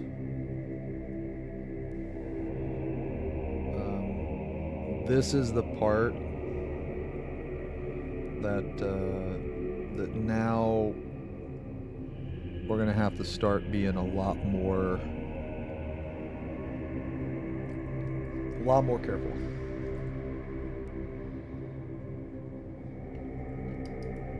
And that's okay. We'll just take our time, you know. This right here, what I'm doing, man, is again, I want to do a layer, so it's gonna be like, well, could do one of two things. You can either fat glaze it, which I mean works too, or you can layer it. I think I'm gonna layer it, but so we're gonna start on the edge here. Oh, that is bright. We don't want to go too deep in, because if we go too deep in, we're gonna kill all of our midtones, so we don't want to do that. Let's go a little bit here, and then right here it's okay. It's okay if you kill the midtone right there, it's fine, because this part's going to be drowned out anyway by highlights, so that part's okay. So more or less what we're doing here, you know, I did say fat glaze, or well, I did say layer, but I actually made a fat glaze. Let me mix the paint properly. Alright, so now you can fat glaze it. If you fat glaze it, it works. Honestly, a fat glaze might be better, but the problem is the fat glaze is going to take you 9 million years, okay? So as you can see, I almost instantly, right, like this is bright, you know, so you got to be careful. I put a little bit more paint in my brush. I started with a fat glaze.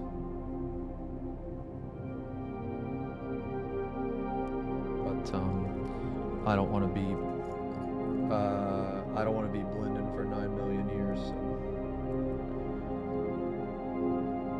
So what this is going to do is you are going to see a somewhat of a rough transition. It should not be as bad as the shadow from earlier, but it will be noticeable, and that's okay. It's okay because we're gonna blend it. We're gonna blend it and it'll be fine. But right now this is just more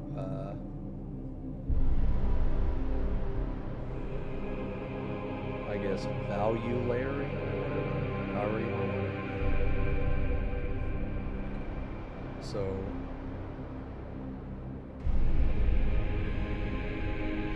one thing that I do is when I blend, I will typically go over it multiple times with the different colors. Yo, hey Sephi, what's up? Let me see here.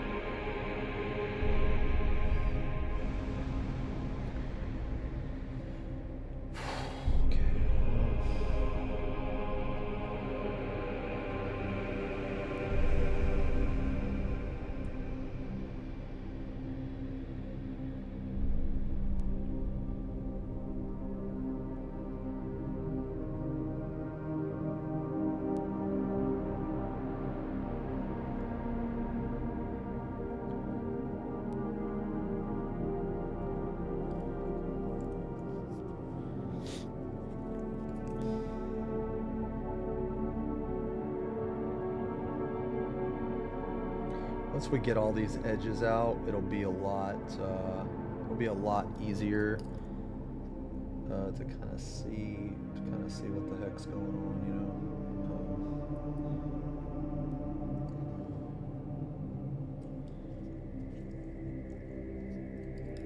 I know this looks really rough right now, but it's okay because again, the blending will fix it.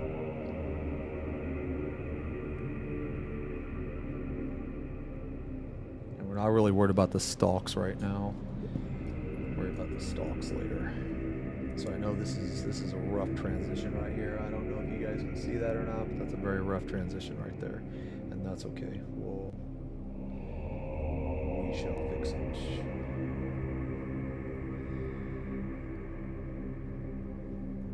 Right now the goal is to just like kind of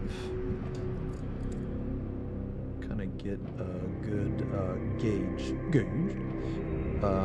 of where we want the brightest point.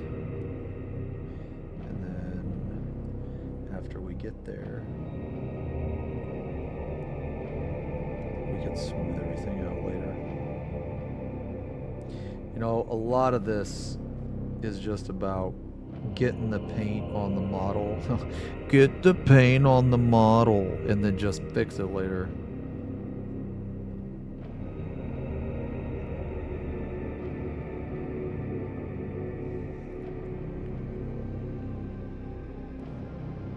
Hard hand steady for finer details. So I mentioned this earlier, Brandon, but there's a trick to it, man. You use the pinky.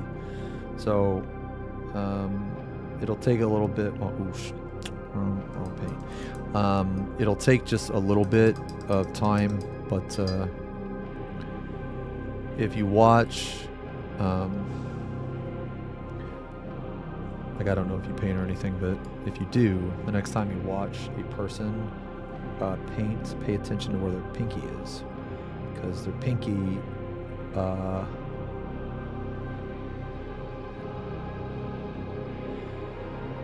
you can set your pinky on the model, so like right now, for instance, we're trying to highlight this edge. Well, if I set my pinky on the model, it's much more stable. So like if you see I'm not like shaking, right? But if I were to do this, like my lines are like all over the place, right? So if I do this, I can do very, very straight lines. So I'm actually putting a ton of pressure on my pinky. Like I'm actually pressing against the model.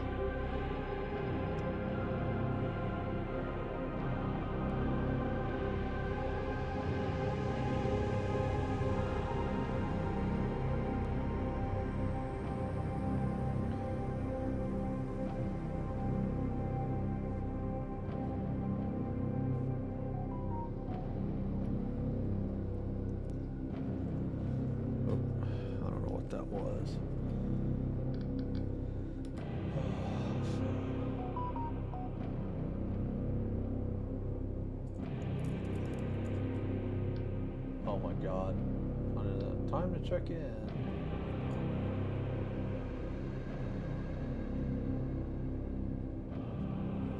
Oh, my partner rep got back to me.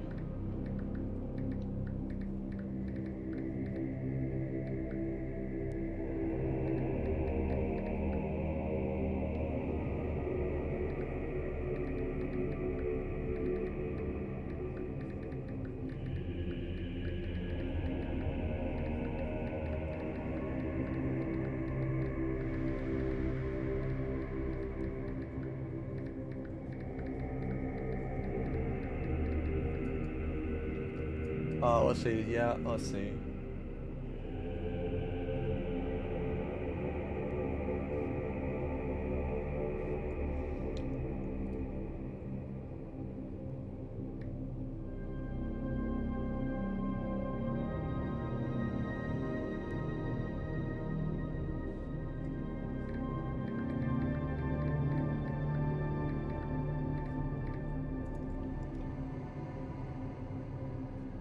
My partner rep just got back to me. It was the dick slit. He said, "Don't worry about it." He said it's fine. He said just, you know, 1 day ban, just, you know, try to be more careful, you know. Pretty much it. Yeah. Wait, you were afraid of smearing paints if you do that? Oh, you're talking about with the pinky? So, I mean, if you're afraid of that, right, you can always wear a glove. I always wear a glove in this hand. This is the hand I hold the model with. Sometimes I have put my pinky on things that I shouldn't, like, you know, the wet paint. I mean, it's going to happen. But if you're ever afraid of doing that, you can always wear like a glove. This could just be me being paranoid, but I know that your hands, they naturally have like a lot of oils on them and stuff. And because I'm holding the model constantly with this, with my hand, because those holders, you know, I don't really use those, man. I don't use those because I feel that I can't be as precise as I want. So I always just straight hold the model. Like this guy, he's not even fully put together. Like he still has 2 big wings and a head on that back table.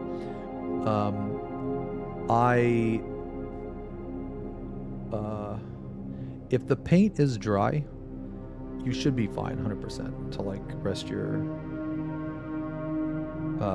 pinky on it.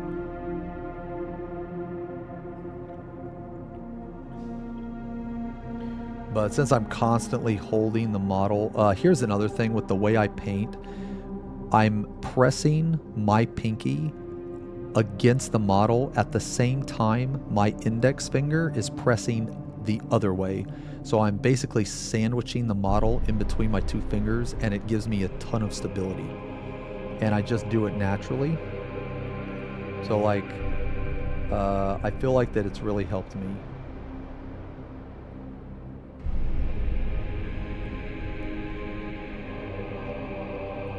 How costly is it to get your first model of basic paints? Oh, I mean, honestly, dude, you could buy yourself a, like a starter set for like what, $40 or something? It comes with, I know the first set I got was, it was just a Space Marine set. Just a normal Ultramarine set. It comes with 3 Space Marines. What you think costs a few $100s? I don't think so. There's kits you can buy. At least I'm pretty sure there are. There's kits you can buy, and the kits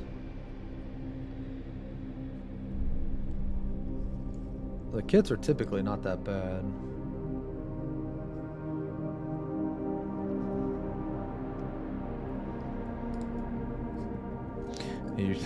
You got it, dude. FB Pong, red to purple gradient. I don't know what it is with red and purple, man, but I absolutely love red to purple gradients. I don't know what it is, man. Any chance I get, dude, I'm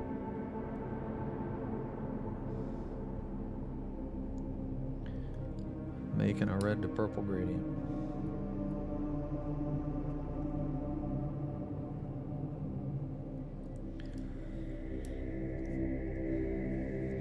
So I guess the step, or goal rather, of what we're at is we want to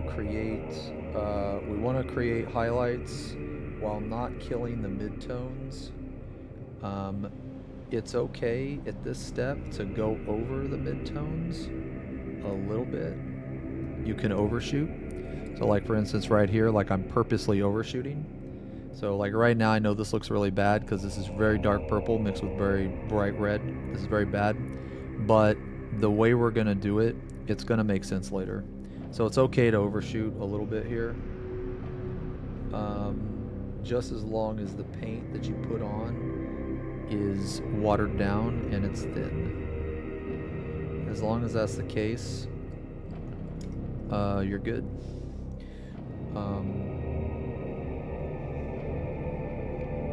Because after this, I need a little bit more after this, we're gonna go back over. We're gonna go back over with our very first highlight, and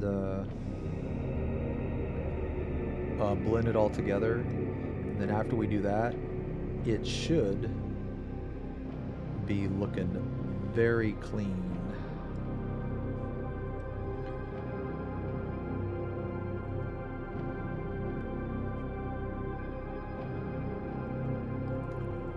My beginner paint set was around $70, not the best. Oh yeah. So yeah, that's what I'm saying. You don't need to spend like a shit ton of money on it, right?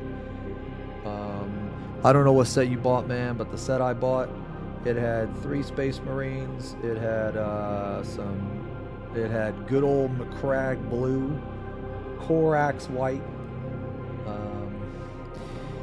Oh man, what's that metallic paint that's like kind of copperish?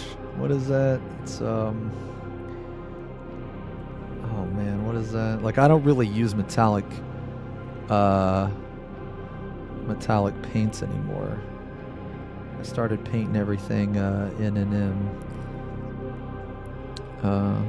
What else? I play the Vox, and I don't know what that means. Oh yeah. Oh my god, I said the same thing. Like, I don't know if you were here earlier, Damage, but I said literally the same thing when I started my stream. I said the quality of the paint in Citadel was fine, but the tubs are atrocious. Like, they are so bad. I am literally just using the Citadel that I have, and after I'm done with them, I am replacing them with Vallejo. Wait, hold on. What else did you say? You said,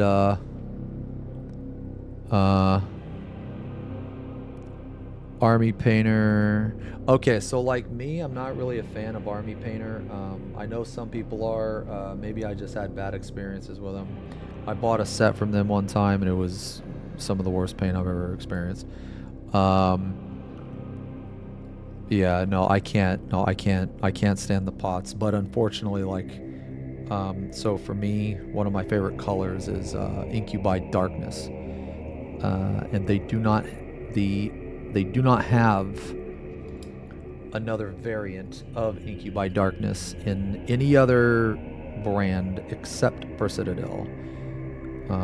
I can get close to it, but I can't get the exact tone. The same for, I have another really nice color that I like, and it's called Doom Bull Brown, and I use it a lot for my my rich, warm tone non-metallic metal. Pro Acryl is also very good. No, I have some. Okay, so man, I have some back there. I really like Pro Acryl. I also really like, so I also really like Monument Hobbies. Monument Hobbies is pretty good. Pro Acryl is pretty good, but I think my favorite is actually Vallejo. I'm a big Vallejo fan. Okay, so this is looking okay. All right, so I think this is looking pretty good, looking pretty decent. The top part is definitely bright, and that's okay. Do you know about the color charts with? Yes. I'm gonna tell you guys this right now, man. You know, I understand that AI gets a bad rep. Okay, I understand that. But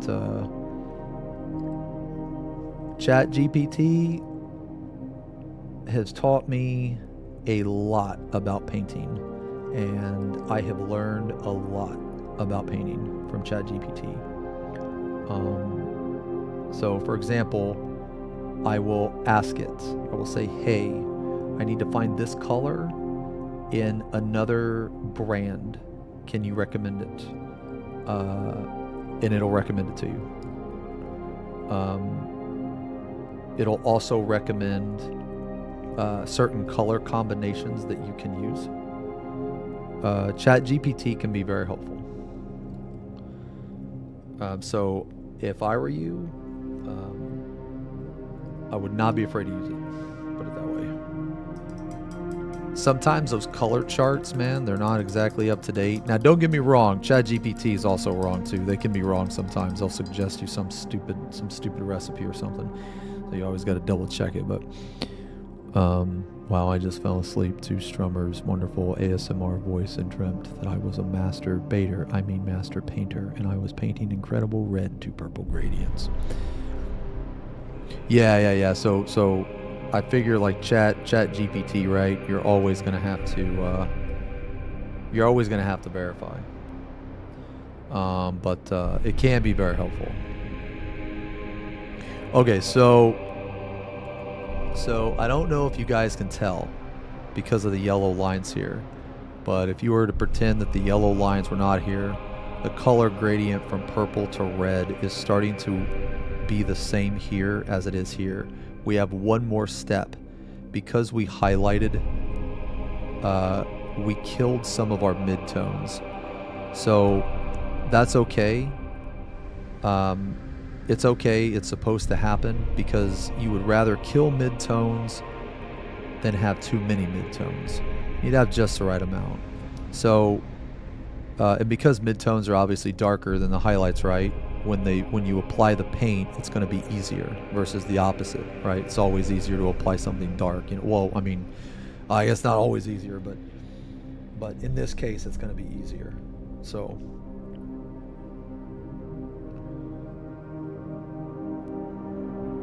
we want this paint to be no thicker than a fat glaze, at least in my opinion.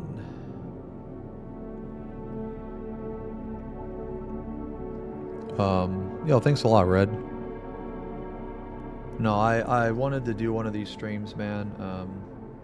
So what we're gonna do to try to blend this a little better, so I don't know if you guys can see this.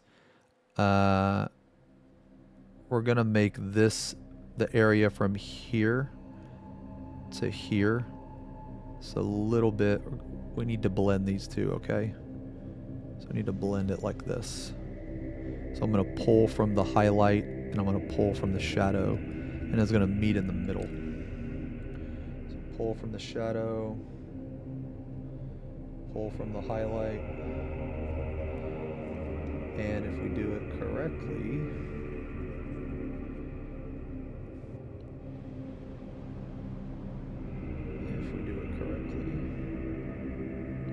this is another part where you got to take your time. Just take your time.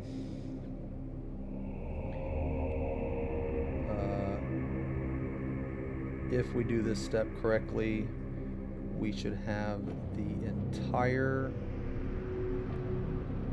Carapace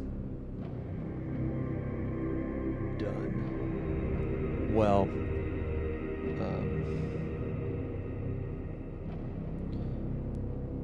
let me rephrase that. We will have all of our shadows done, all of our midtones done. We will be able to move on to the final highlight, and we will be able to start with the lines. If we do it correctly, it should be around the last step. Vallejo seems solid. I don't have enough of it. I have like 4 Vallejos. Oh man, I've never used too thin coats, man. I've heard good things, but I've never used it. But one thing I do know about too thin coats is its color selection is not as, like, I guess the color range is not as much as other brands.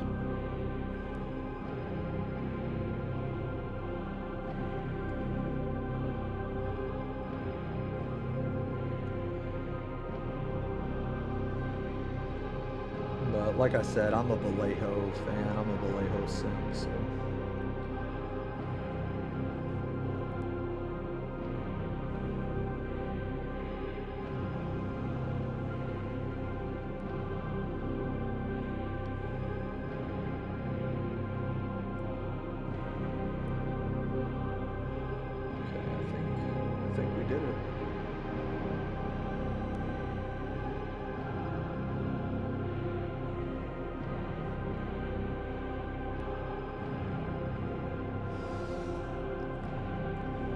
Oh, Two Thin Coast is just Citadel and dropper bottles. Oh wow, okay, I didn't actually know that. Okay, that's good to know. Dude, why don't Citadel just put their shit in dropper bottles? Like, dude, Citadel is they're fucking psychos, man. Like, there's got to be like some reason why they don't do that. It's like, do they even use their own paint?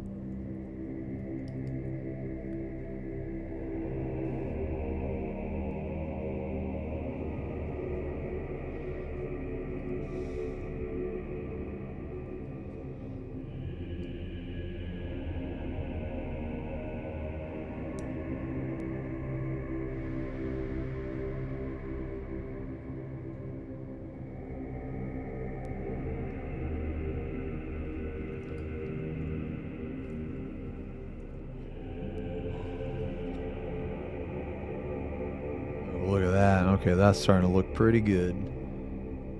It's starting to look pretty good.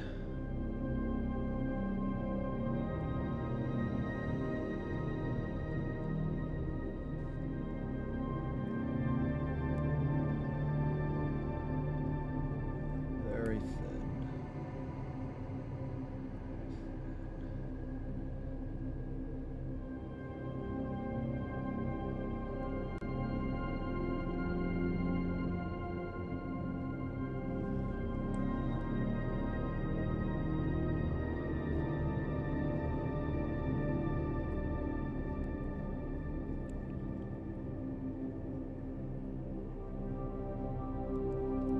Strummer, if the paint doesn't run out, then we'll... Oh, yeah, I mean, maybe. Let's see.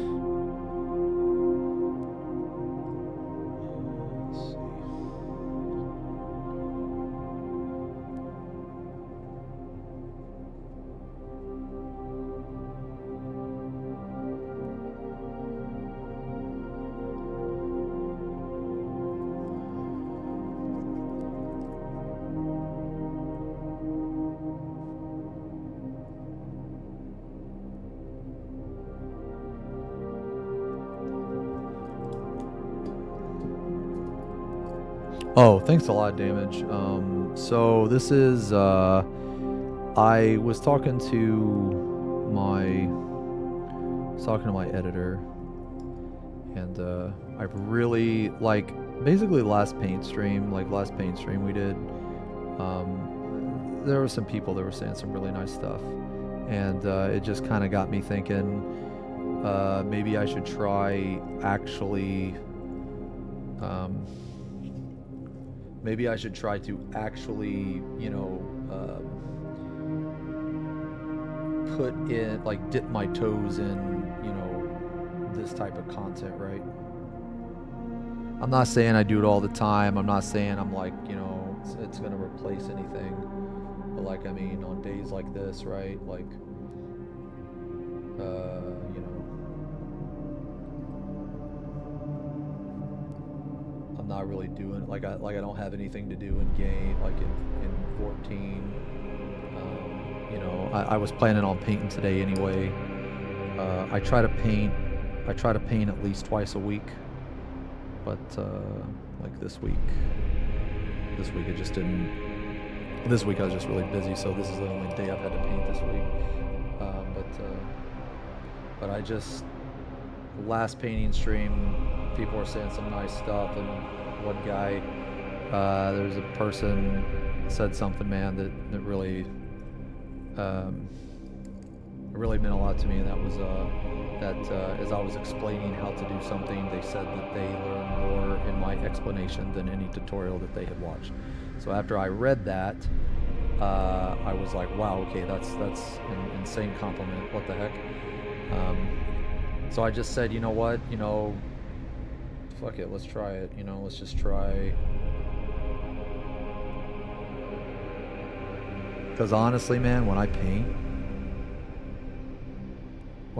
and I'm just like either alone or I'm sitting in voice with my friends, like I'm not really talking, I'm not really doing anything. I'm literally just like in there with like company, and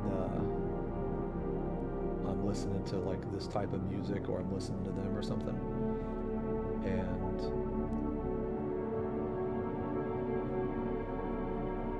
apparently the ASMR type of stuff is very, very, very popular, and I'm not saying that this is exactly like it, but I know for one that I really love falling asleep to criminal, like crime shows, or like interrogations, or like JCS and that type of stuff, like forensic files. I love falling asleep to that type of stuff, and I know other people like to fall asleep to, you know, like what is it, like train sounds, fire, painting, all that stuff, right? So I just was like, you know what, man, I'm just gonna see, and if people like it, like basically I have nothing to lose, right? Because like I'm gonna be painting anyway. Like I plan to paint today. I might as well stream it when I paint. So I might as well just try it, you know. So depending on how people like it, if they want me to keep doing more, I will. I'll paint more models, you know. I try to not paint the same thing twice, just to kind of mix it up. So for instance, the next time I paint this guy, it's gonna be his arm, or his arm parts, and it's gonna look like this. It'll be a nice turquoise green. That'll be the next color that I do. Thanks a lot, Verlia. You love the kind of stuff. Yeah, so this is like kind of the stuff that I like to fall asleep to as well.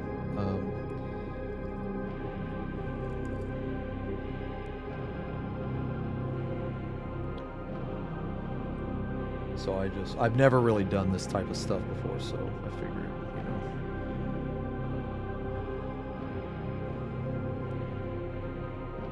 I'm prepared for my future, because what if I get banned in 14? Alright, so we just got a little bit more to do, and then we got a little bit more to do here.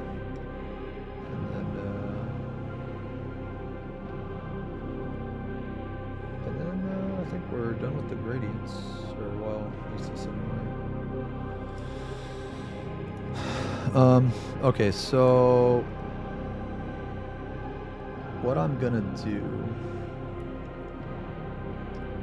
is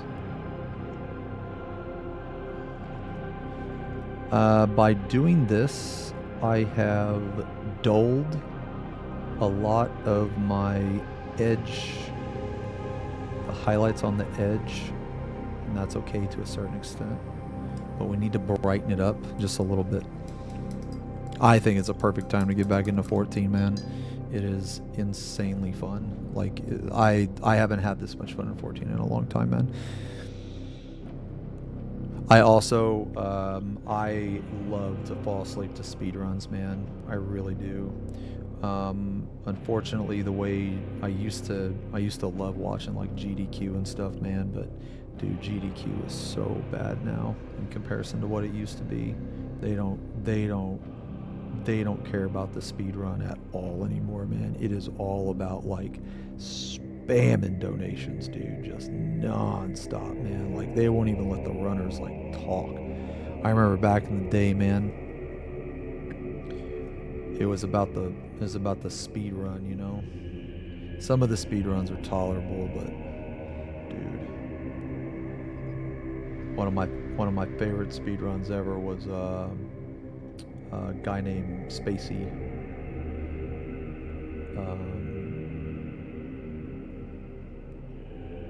He speedran Dark Souls 3. That was one of the best runs I've ever seen in my life.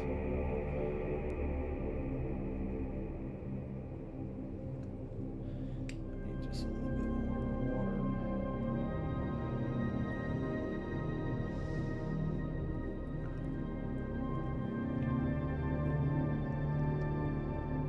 Oh, okay.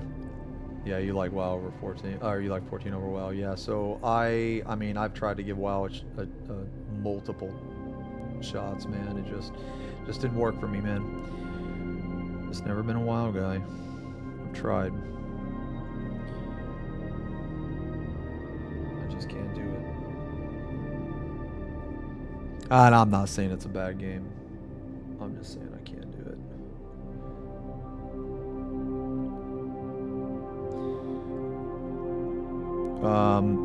Basically what I'm doing now is when I was like blending all the stuff together, I killed a little bit of my highlight, and I'm just basically like just going over it with really thin paint, like really thin. Like you can see through that, you know, it's just really thin. I'm just going over just a couple more passes on the edge. I just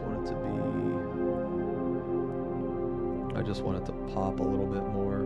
Doesn't have to be 100% accurate. It can be a little off, just as long as you pull from the shadow and you don't go too deep. Should be good.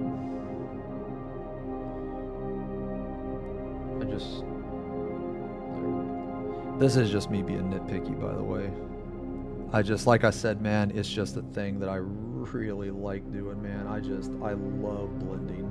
I don't know what it is, man. It's just when you're sitting there and you're blending and you see these imperfections and then you just, you like blend it, right?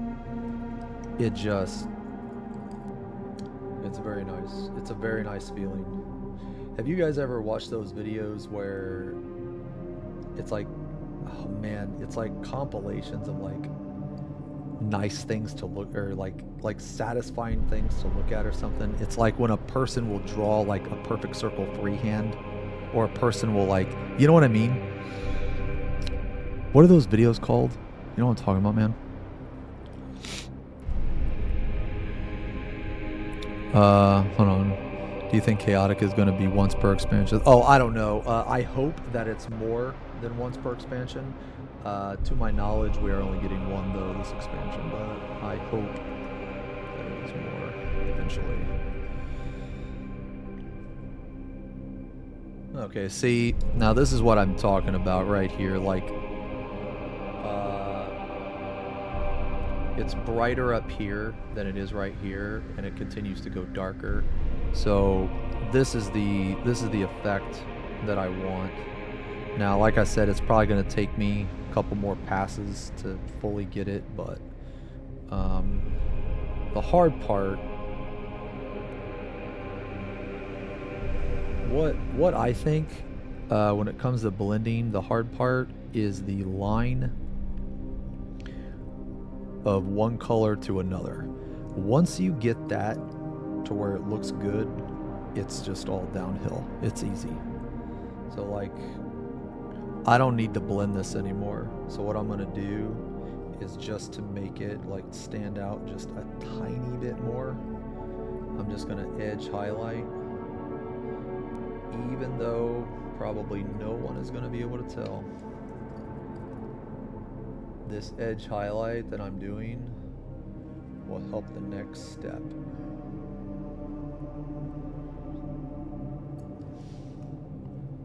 Alright, we're getting there, man. We are getting there.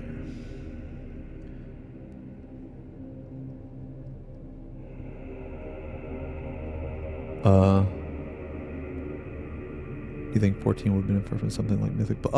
Mythic Plus. Like, I think so. I mean, like maybe. I mean, I could see it. They'd have to implement it right. And I could definitely see it. It It would just be on the implementation, and unfortunately, like, you know, 14 has a very bad history of implementing things poorly. So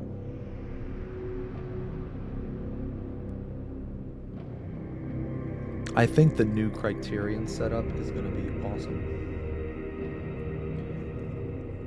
I think it's going to be very, very, very good. I'm very excited for it.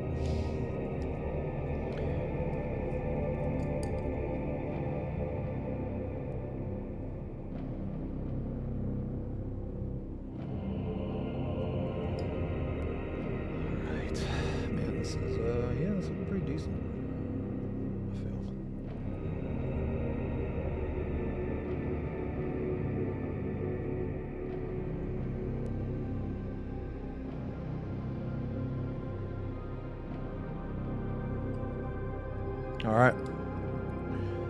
All right, how we looking, man? We got some nice color variation.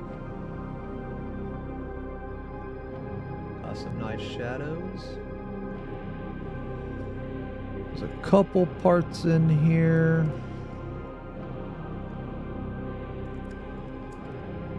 Couple parts in here.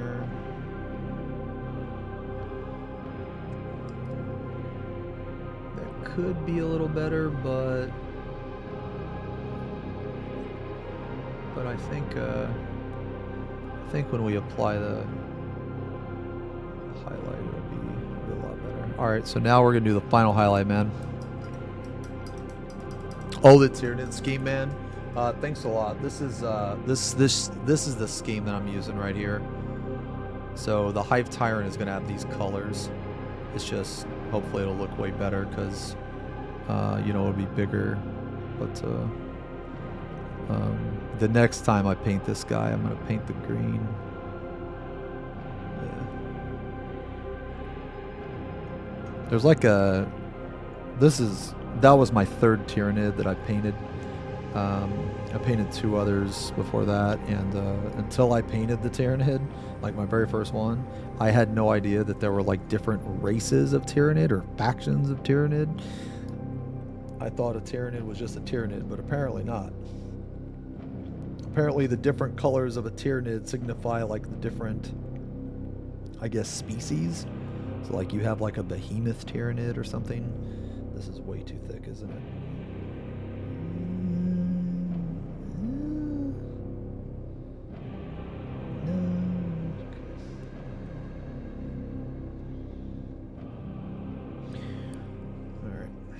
All right, this is good. Okay, so this step right here.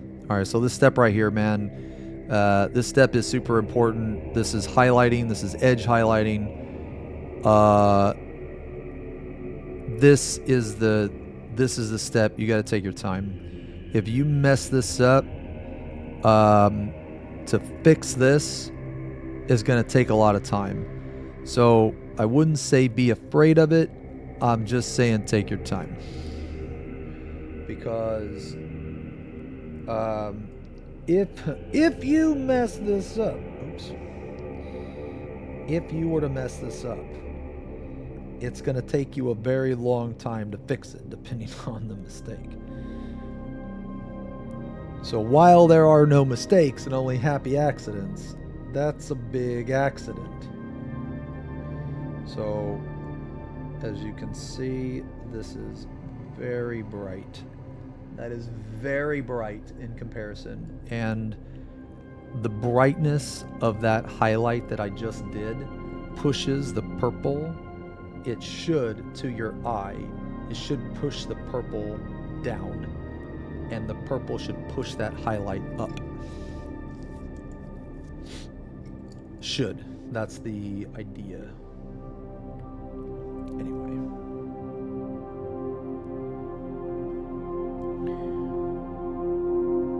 And then, of course, just the tops of these are going to be completely covered. I'm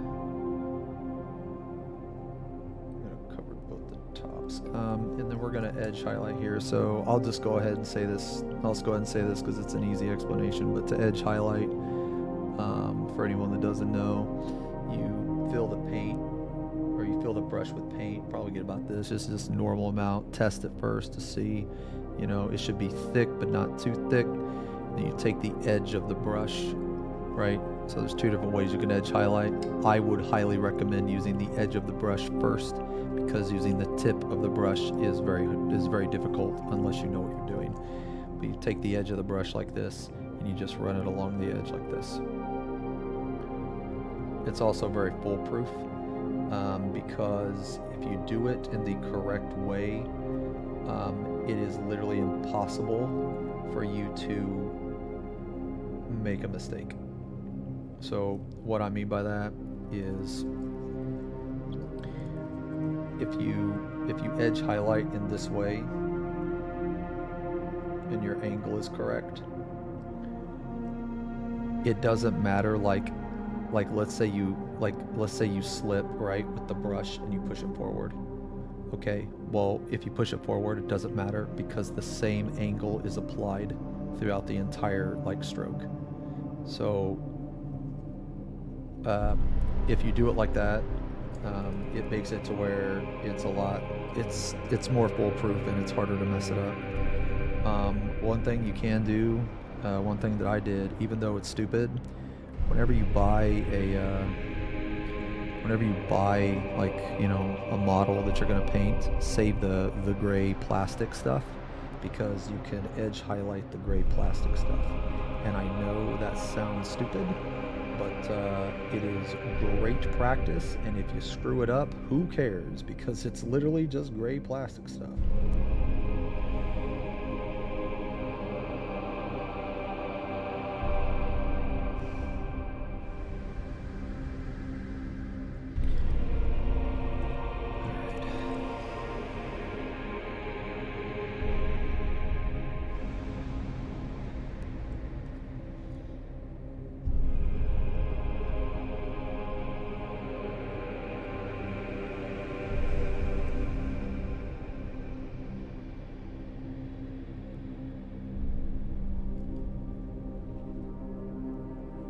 Yeah.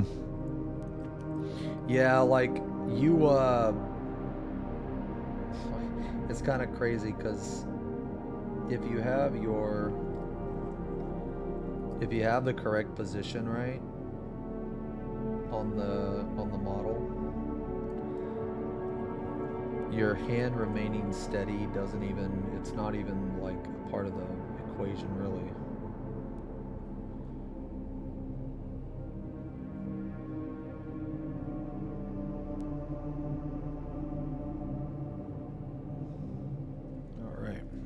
Let's see the stalk. Does it look good? Ooh. Yes, it does. Really nice gradient there. Alright, the stalk looks pretty good.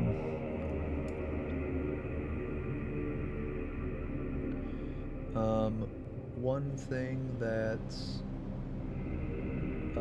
I do, and it just kind of depends. It depends on the color, really. Depends on how bright I want to go. But I don't know if you guys can see this. Hopefully you can. It's very, very small, but there's the edge right here. And then if you go maybe I don't know, a fucking half a centimeter below the edge, very lightly pull the brush up, so that you get a little bit under the edge. It will actually enhance that edge highlight depending on what you're painting, depending on the surface, and it'll make it pop a little bit more. But if you do this, you have to be really careful, and you have to make sure that the consistency of the paint is very good, because I would say go no more than, definitely don't go no more than a layer. So you don't want any more than 50% of the paint in the brush. And when you do this, be very, very, very gentle. Very. Because you barely want to touch the model.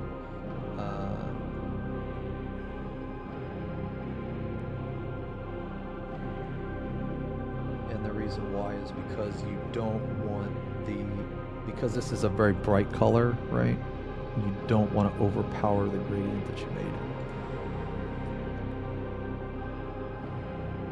So you want to be able to see this you know, this purple transition.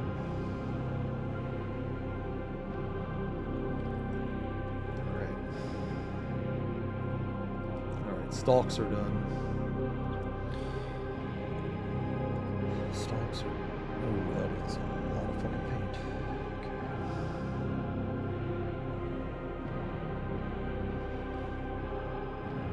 And again, we're edge highlighting, so I actually want a little bit more paint than that.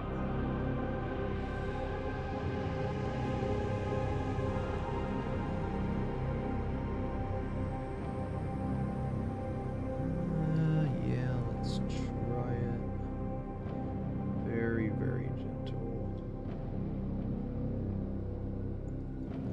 So we're gonna edge highlight the entirety here. Just gonna do this. Now this edge highlight is going to basically this is the first like, how do I want to word it? This is the first, or I guess the biggest sign that all of the work you have done is leading up to this highlight. And if you did it right,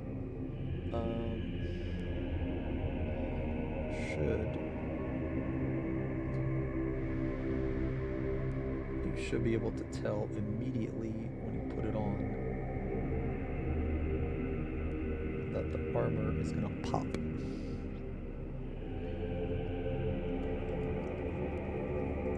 Which it's looking like it.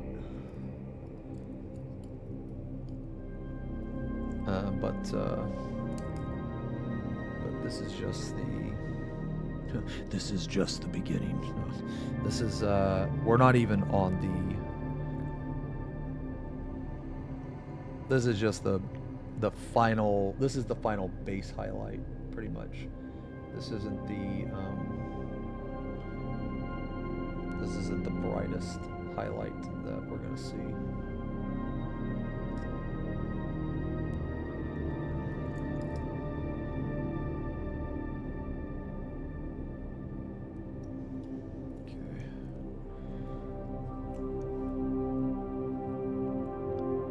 Yo, hey, Ian. Paint stream, able to sit down and enjoy it. Oh, nice, man. Nice, dude. Yeah, hopefully you're enjoying it, man. We're painting a nice Tyrannid, man. A Hive Tyrant.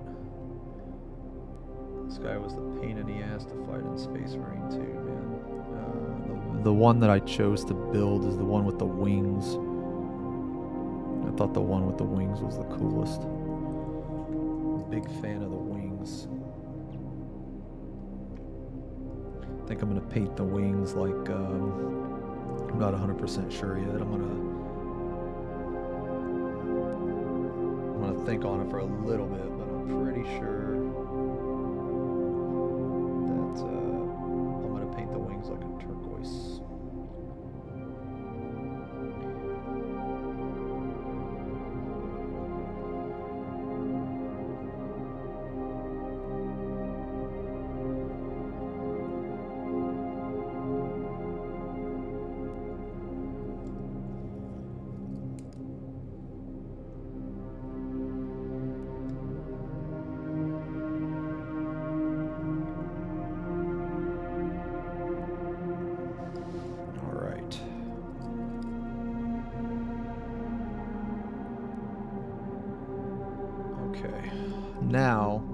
Now we have a choice here.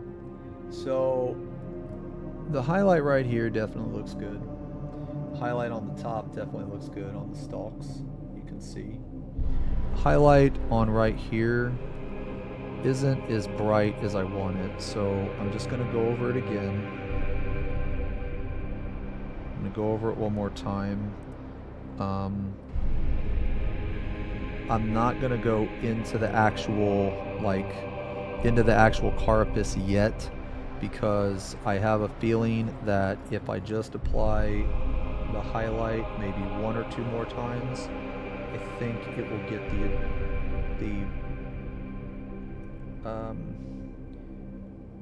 the result that yeah. So I was right. Okay. Well, that's really hard for you guys to see.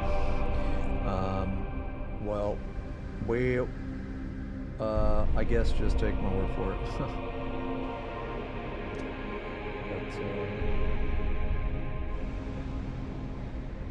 But if I do any more highlights, it's going to start to take away from it'll start to take away. But this last pass should be good.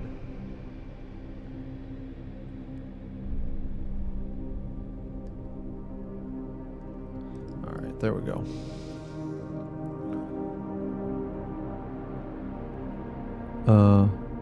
Wait, you never thought to look at the Kick channel? Oh yeah, no, I'm streaming on Kick and YouTube. Yeah, I'll be back on Twitch like tomorrow or Monday. There was an incident. All right. Okay. All right, so now we're done. We are completely done with the first section of our legend. We are completely done. So everything from Primer to Evil Sun, Scarlet, we are done with. So this is the result of all of that, and I think it looks pretty good. I think it looks pretty decent. I think you could actually keep this, and you wouldn't really have to do too much to it, but we're gonna keep going because, well, we want to make it look even better. Okay, so I'm gonna let that set just for a second, man. I'm gonna go use the bathroom. I want to make sure all of this is 100% dry. I mean, it probably already is, but I'm gonna give me an excuse to use the bathroom. After this, I'll go over my thought process for the next step, which is gonna be the lines. I've played 40k a couple times. I am interested in playing. I'd like to play. It's just I need somebody to teach me, basically.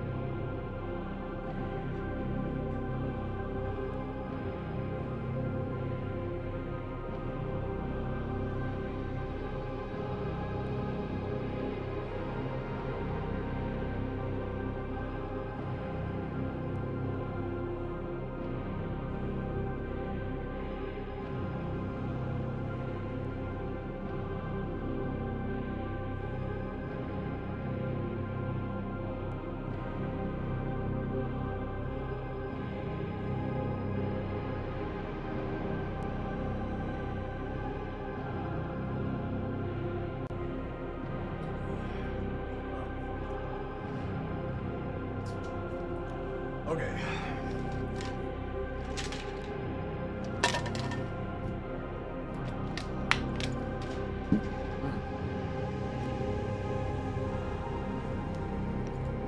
I'm actually not red. Nah, so the magnifying glass that you guys are looking through, I'm not actually looking through it. I'm just using the light from it. Okay.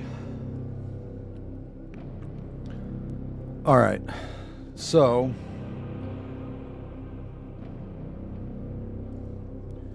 we're gonna get a new We're gonna get a new paper towel. All right. So. Okay.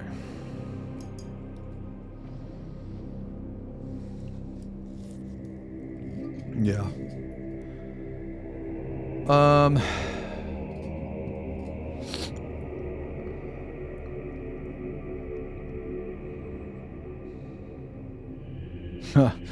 I don't know, Doobie. I don't know, man.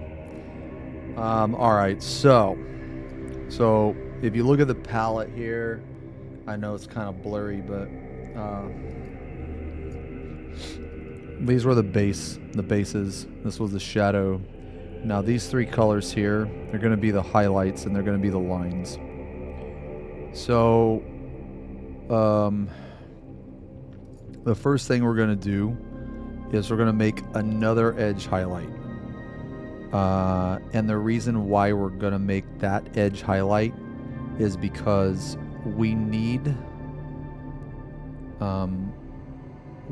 a bright point to where the lines start.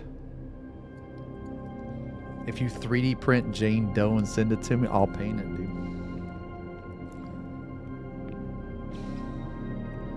I'll paint it. All right, so the next thing we're gonna start is the lines. Again, all these paints are Citadel. I would recommend Vallejo, Monument Hobbies. Citadel is okay if you want to mess with the tubs, but tubs are pretty bad.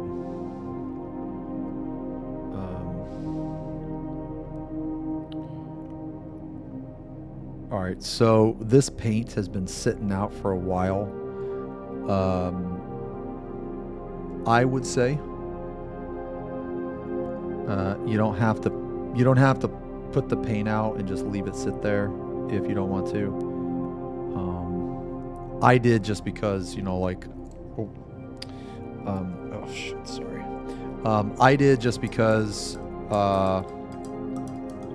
I just wanted everything on the palette so people could see. But depending on how long the paint is going to be sitting out, I'll leave it in the tub. But honestly, it doesn't matter. You just got to mix it up when you're ready to use it and you're fine. Alright.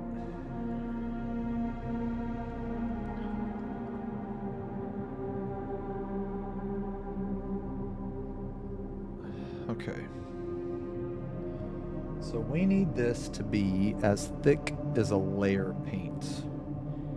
So about 50-50. And what we're going to do is we're going to go over everything again.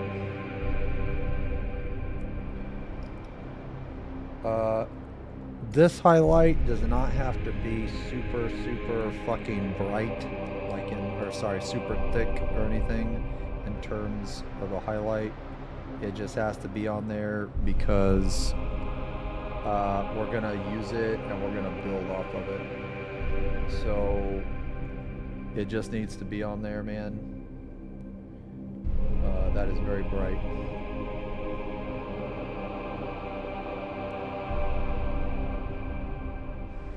You want it to be around a layer paint because you don't want it to be super bright to the point. Basically, you want to be able to see the previous highlight just a little bit if you can, or at least in my opinion.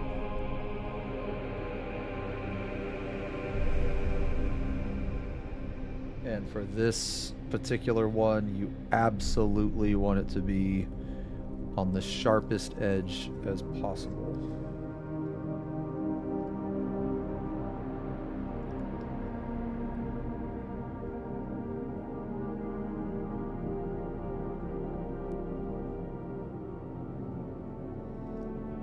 And take your time.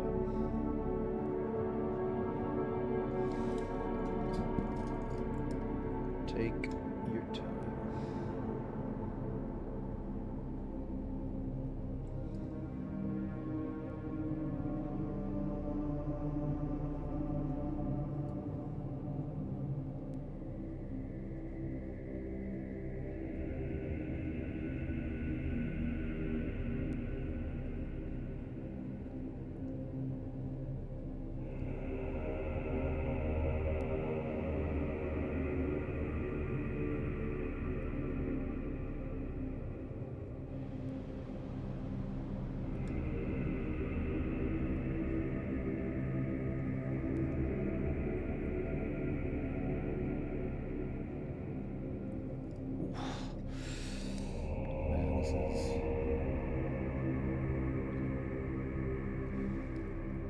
This reminded me of that song, Everything Burns. Light it up.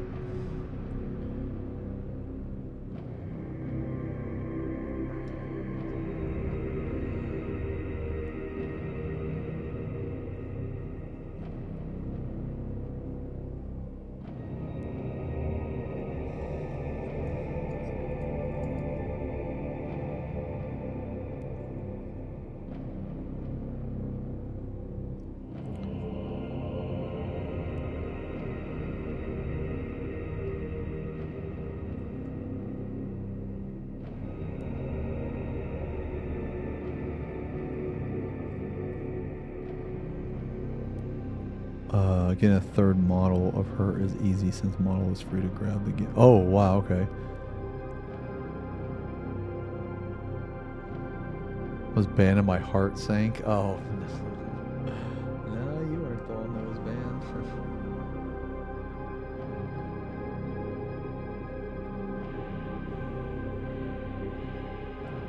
All right.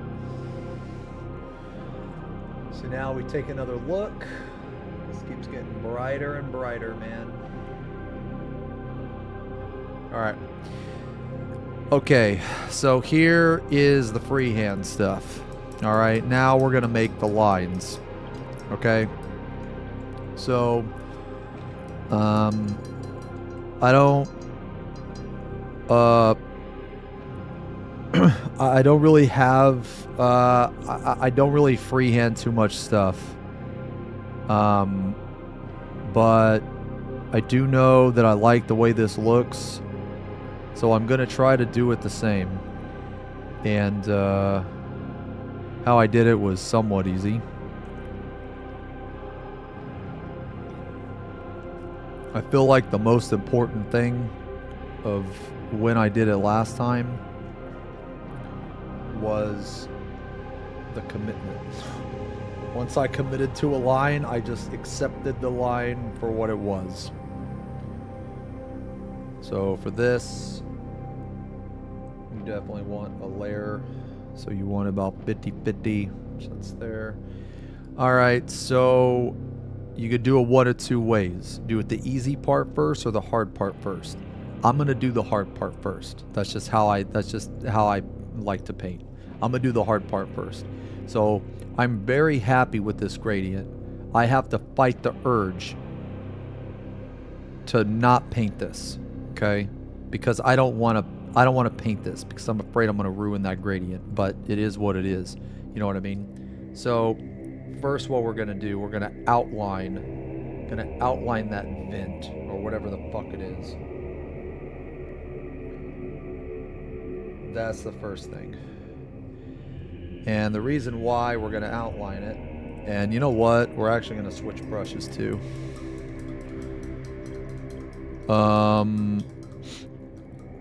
We're going to outline it because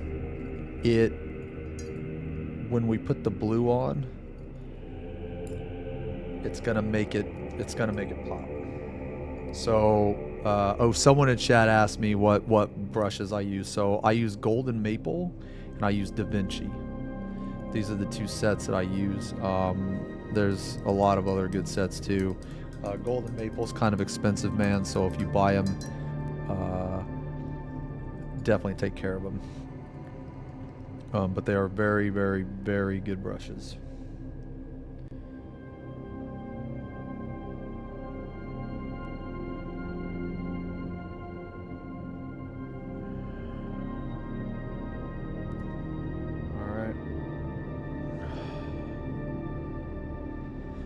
Oh, okay. What does Bobby say? This is the bravery test. All right.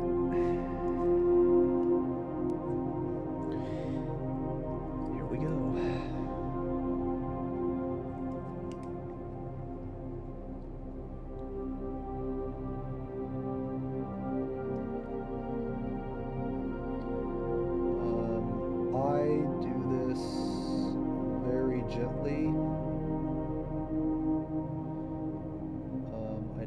Apply that much pressure, and I do a lot of I do a lot of test strokes. So what I mean is like right here, probably from your perspective, it looks like I'm painting the model, but I'm actually not. I'm just doing the motion. I'm doing the motion and kind of like practicing it a couple times before I actually apply the brush to the model, if that makes any sense.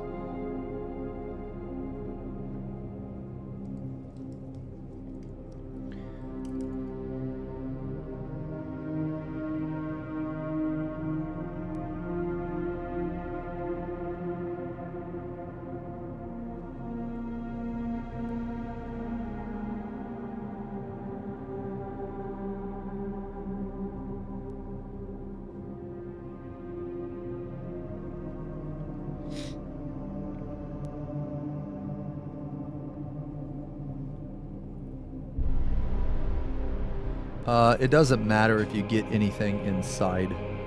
So like, I don't know if you guys can tell or not, but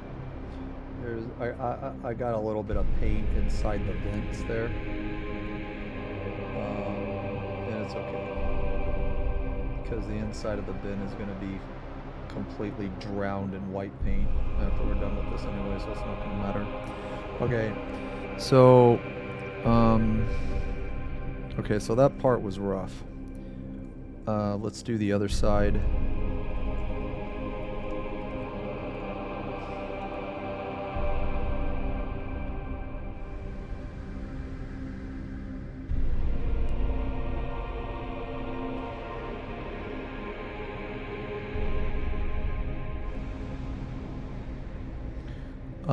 If you're trying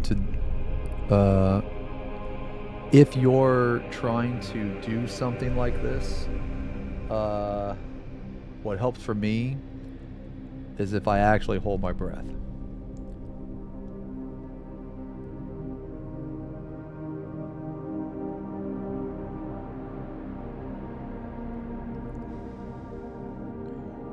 There's a really, really, really funny meme with Gollum from Lord of the Rings. And there's this part where he's like looking at the ring and it like zooms in on his face or something.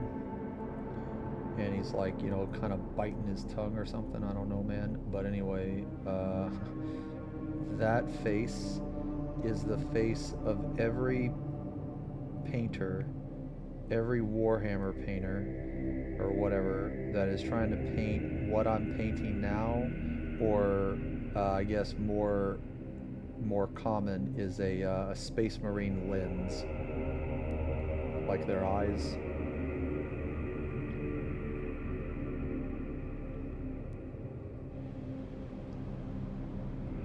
So I don't know if you can see that or not, but that has been outlined,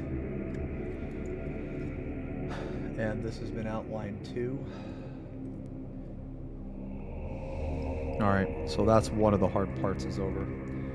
Okay, now the second hard part is we're gonna do it next, or sorry, not next, but the last step.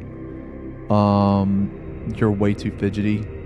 You'd be surprised. Wait, I watched some people my LGS painting earlier, so it looks really cool. So you have no idea that you got points when playing for having painted. Oh wait, really? Oh, I didn't know that either. Huh.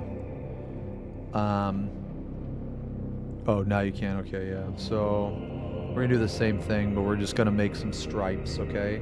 So we're gonna do a couple practice ones, and then.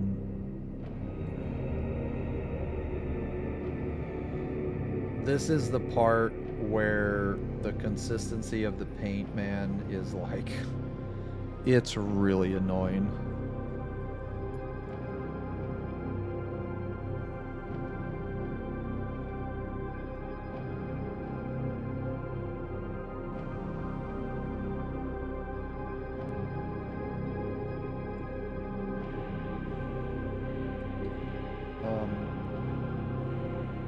Kind of no right or wrong.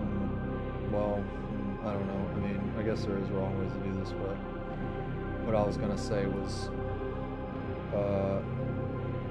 I don't really have any rules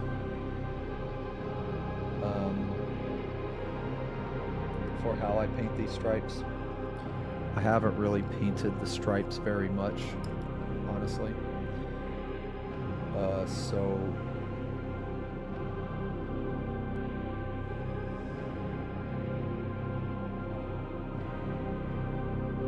I just try to make them as straight as possible. At least these right here, I do.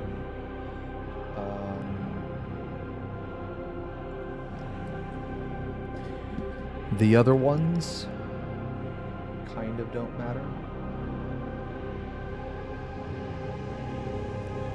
I also really want the I want them to be long like this.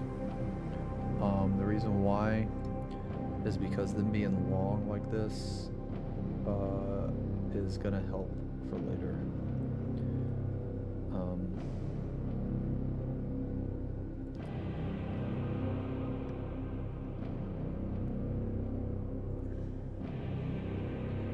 So we're gonna paint the stalks last, and the reason why, or the reason why I do, is I like to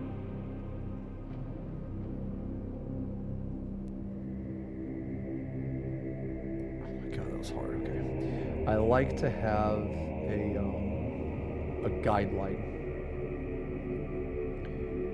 So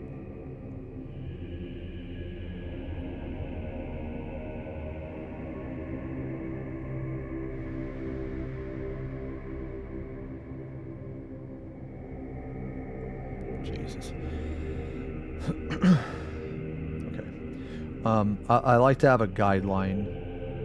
Because it'll make it easier to connect the lines, because you want to connect some of these lines from up here to down here. Not all of them. Some of them are just going to run into the vents, but you want to connect some, and the reason why, in my opinion, you want to connect some is because it's going to give it, like if you run it down, the stalk,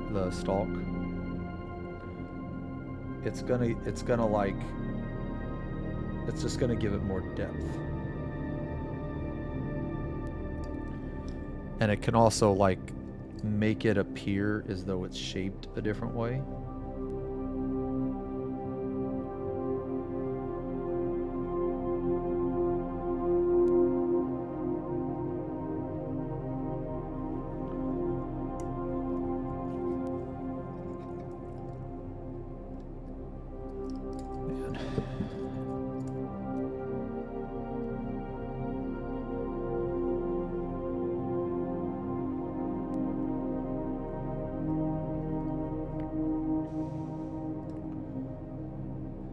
Again, just very, very gentle, barely touching it.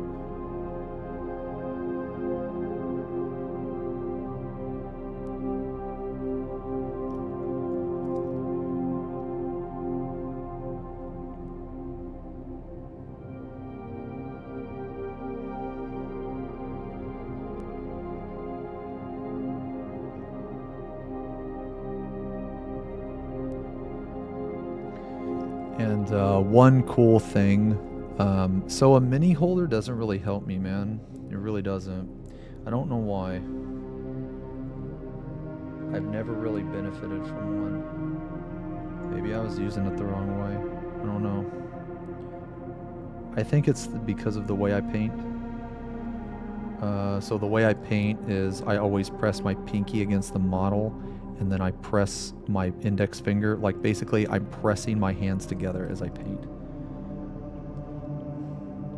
I see a lot of people use a mini holder. I think they can be good.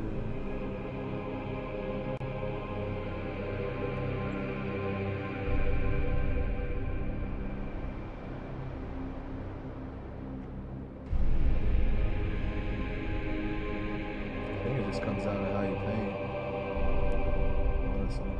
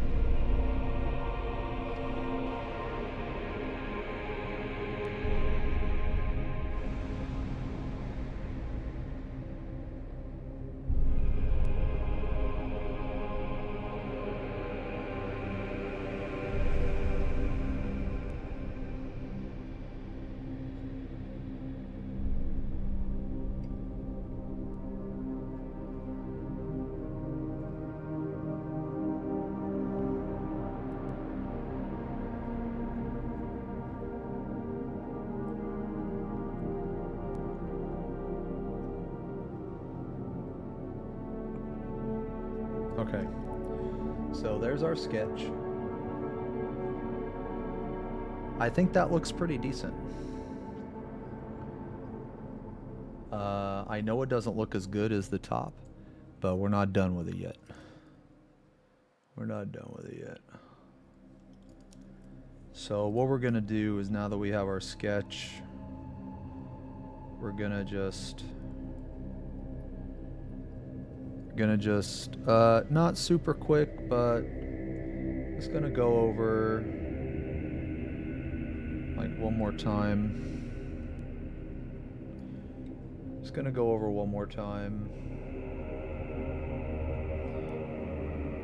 And it doesn't have to be super precise. I mean, you want it precise, but it doesn't have to be crazy precise. You just basically trace over the lines you already did. And this time, we are not gonna cover the entire stripe. We're only gonna cover a portion of it. And the reason why is because we want the stripe to fade out.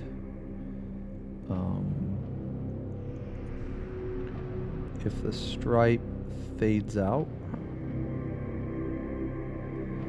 it will make the brights, the highlights better, and it will make the fade out more intense. It just adds like another layer of intricacy, I would say. That is very easy to do and takes very little effort. I feel like that one of the ways I paint is I try to look for things that require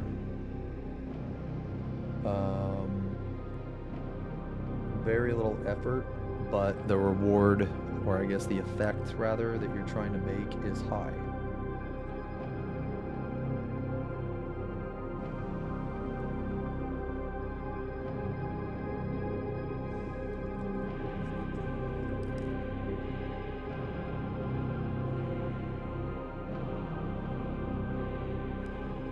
You can also take this time to extend any of the lines if you want.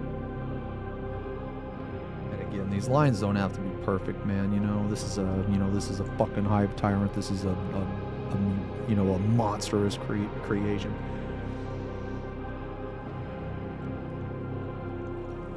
Yeah, this is 40k music. I just been letting it all play the entire time.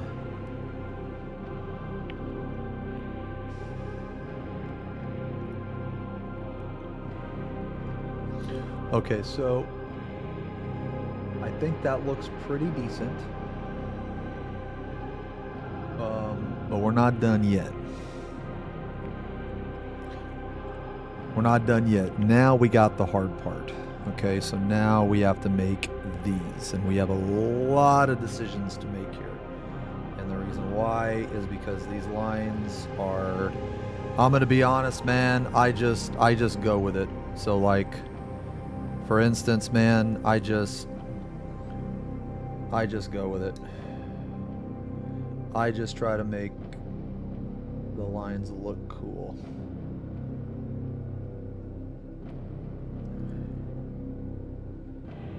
I know that's not very descriptive, but I just try to make a line.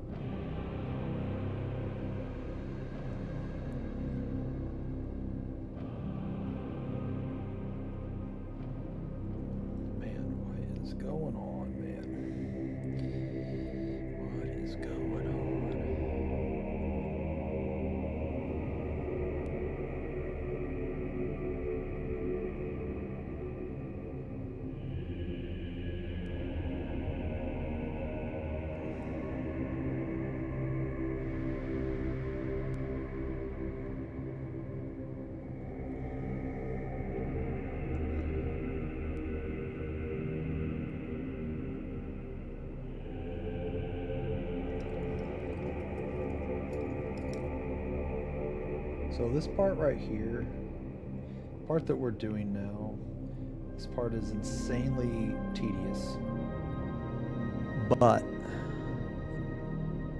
the the steps after this are way easier. You just have to get this step down. And once you get this down,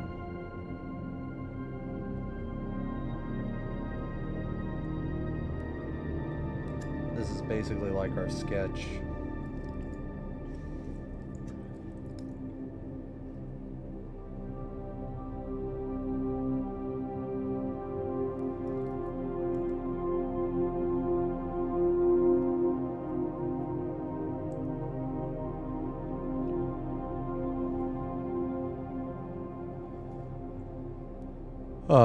Oh yeah, I used to be in a band, man. Yeah, I used to be. It was a long time ago. A long time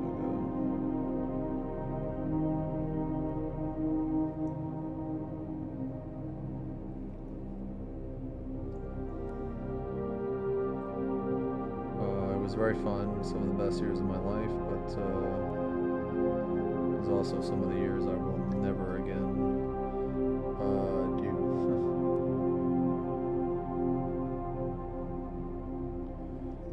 Put it that way.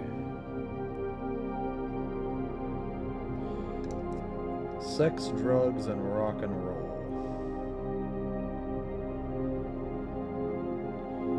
Okay.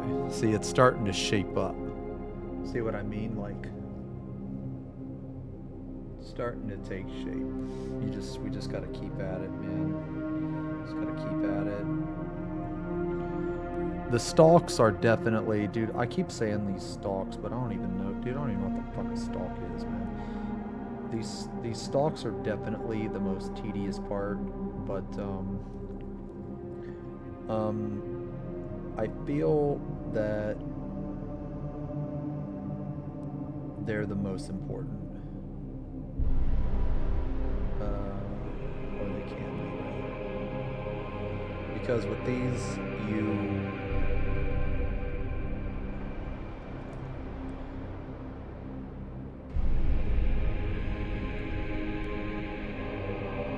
you're like you're basically adding a lot of like depth to them, which are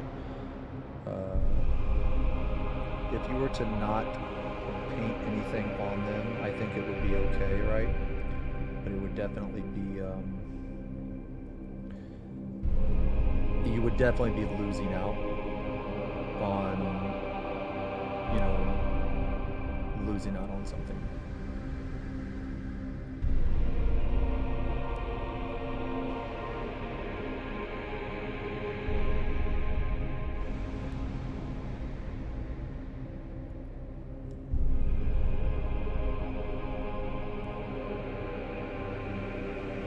So these lines right now, they kind of look like shit, but they're supposed to, because this is just the initial sketch. But after we put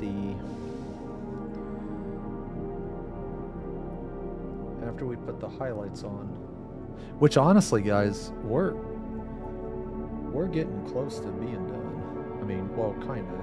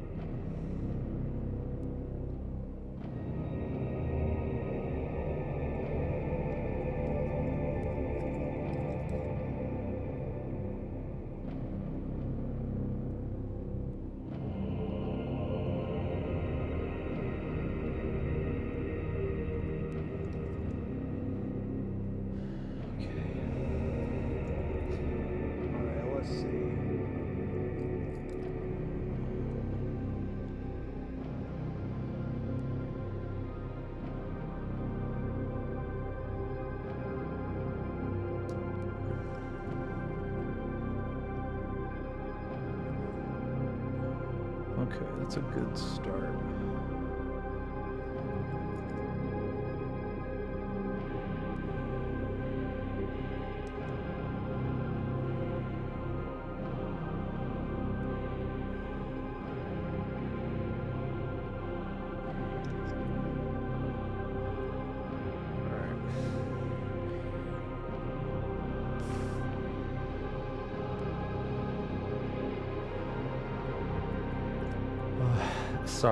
Sorry, I'm not really talking much anymore. This part is, I'm having to hold my breath a lot, actually.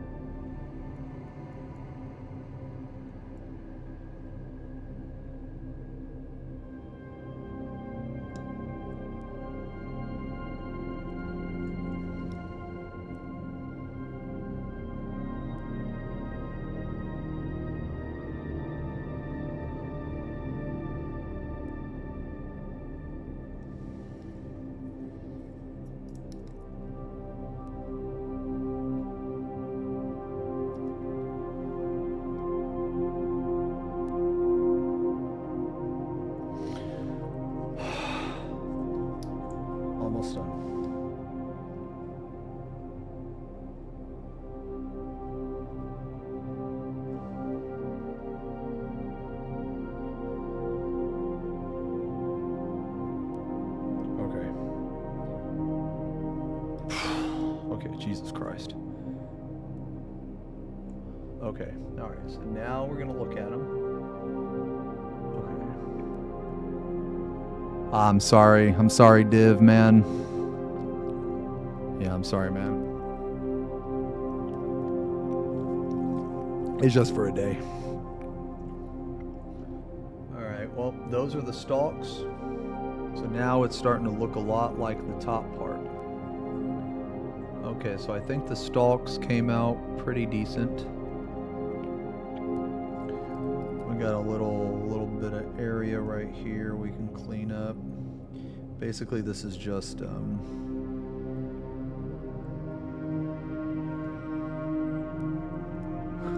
this part is very, very tedious, very difficult.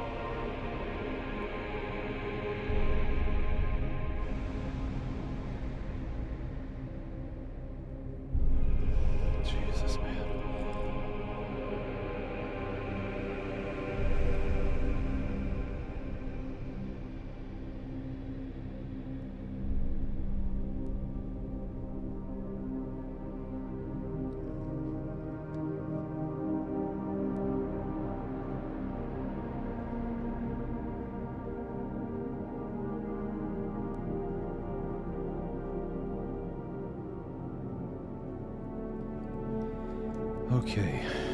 All right. Almost done.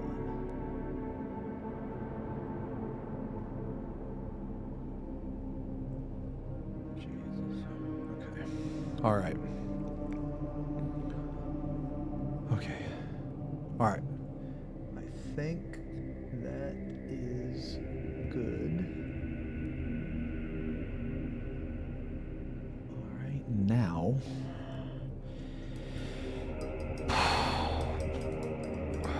All right. Now this is going to be the brightest highlight.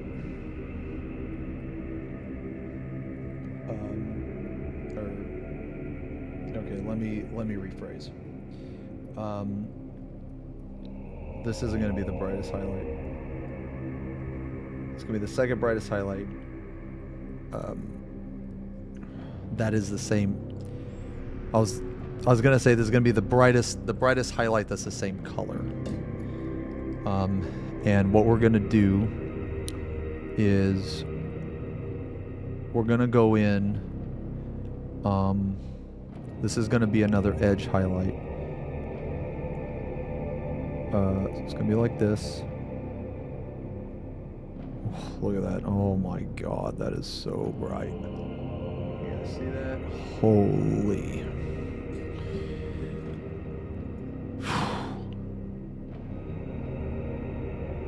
Okay, that is very bright. Okay. So with this, we're going to go about halfway and very gently.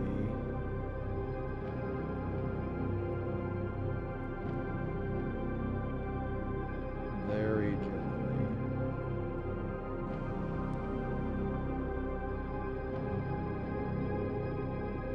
And ideally what happens is we will create a very, very small gradient of mid-tone into highlight. The consistency of the paint needs to be like a layer, I want to say, so around 50-50, because we want to be able to see through it. We want to be able to see through it because we want the ass half of the highlight. So the end of the highlight is, or the end of the stripe is here, and the beginning is right here. So I'm going to start like 75% through, but every time I go over it, I'm just going to go a little bit farther down. So I'm going to go like 75%, then 65%, and you know what I mean. And I mean, those percents are probably wrong, but you know what I'm saying.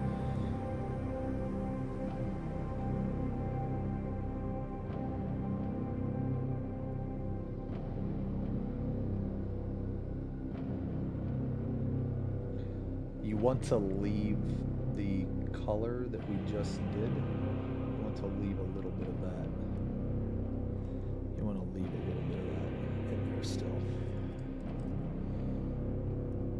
And these two different stripe colors, it is all to set up the final highlight. So we're just going to edge highlight this. This is easy edge highlight. Top right here. I almost messed up. Easy ass edge highlight right here.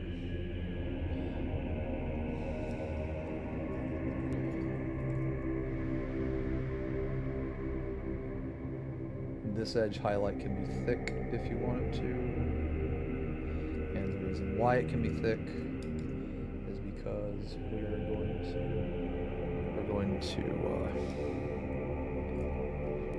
going to go in anyway, like below the highlight.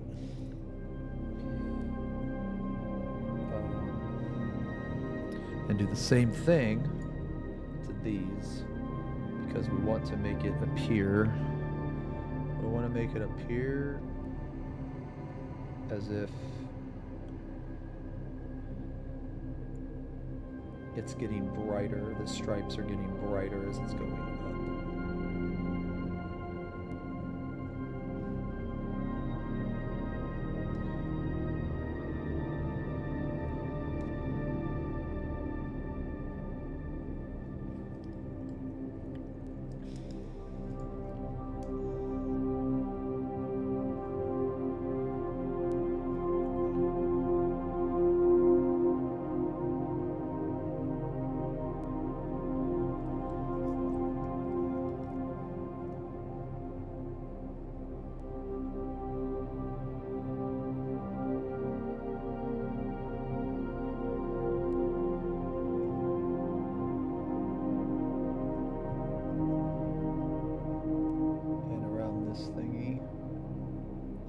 I'm sorry, I'm talking less, guys. This is some very, very, very precise shit. And I'm gonna be honest, man. Like, if you guys have, you know, for those of you that have painted before in the chat or whatever, man,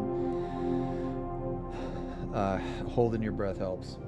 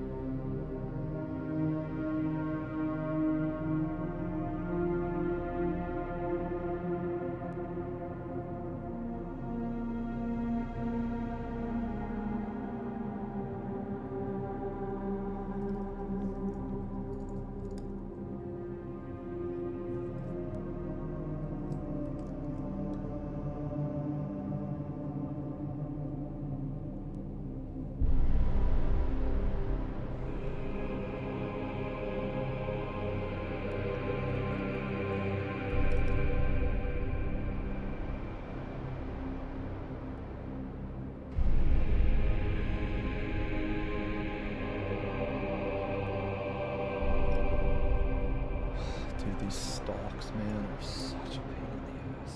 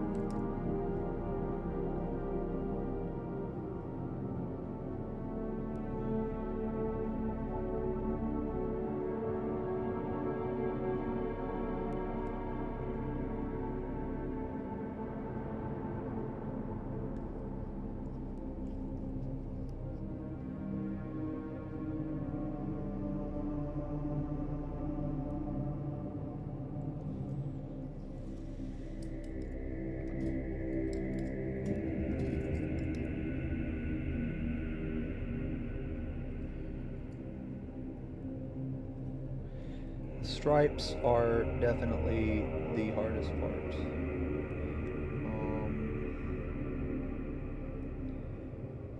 I would say this is a part where a lot of people can feel free to skip. But if you, this part will teach you how to draw a straight line.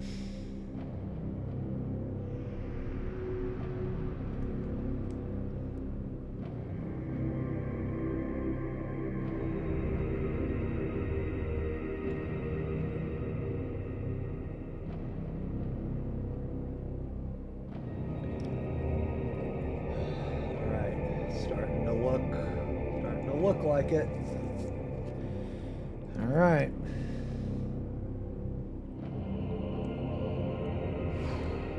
One last step. Or one last.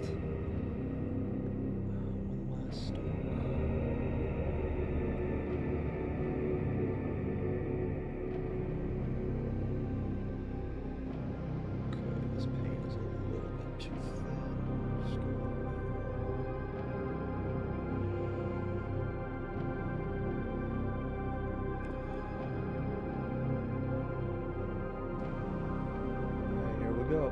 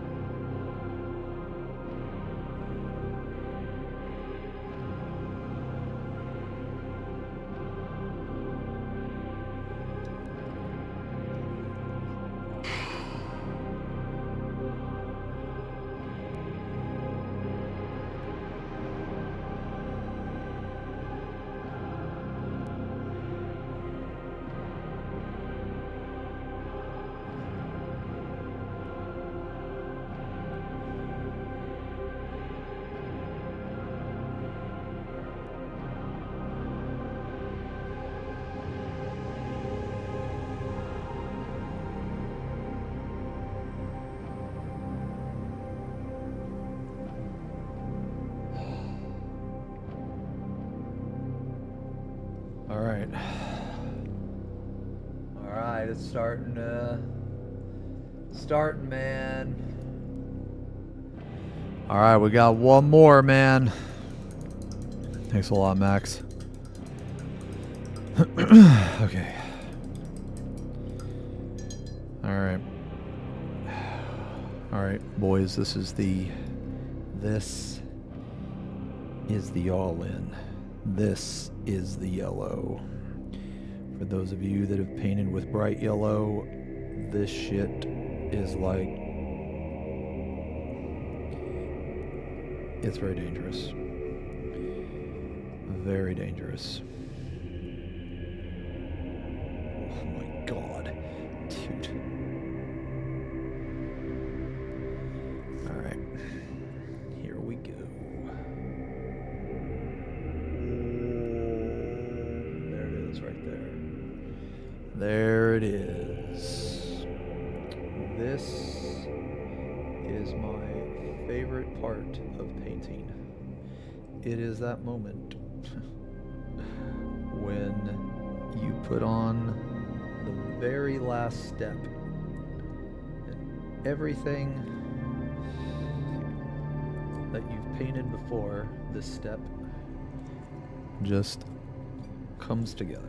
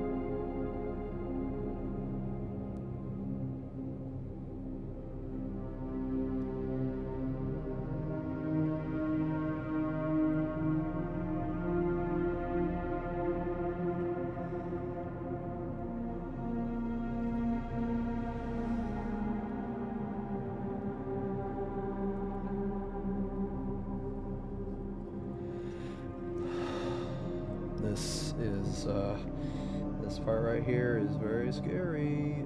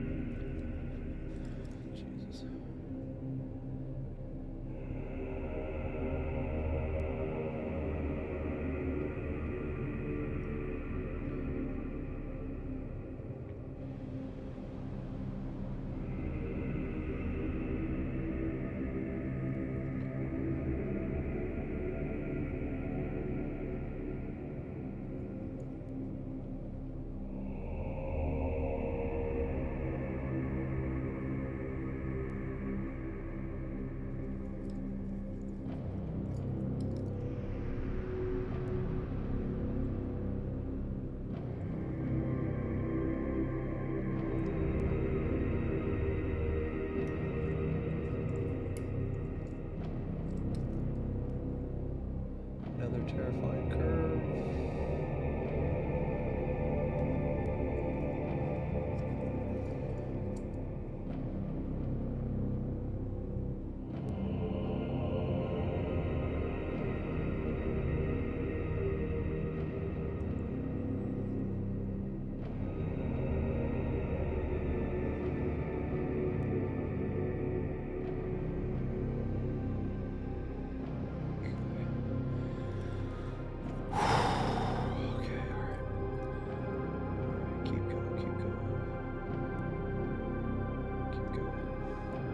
So this part right here, it's a very subtle detail, but it's important, I think.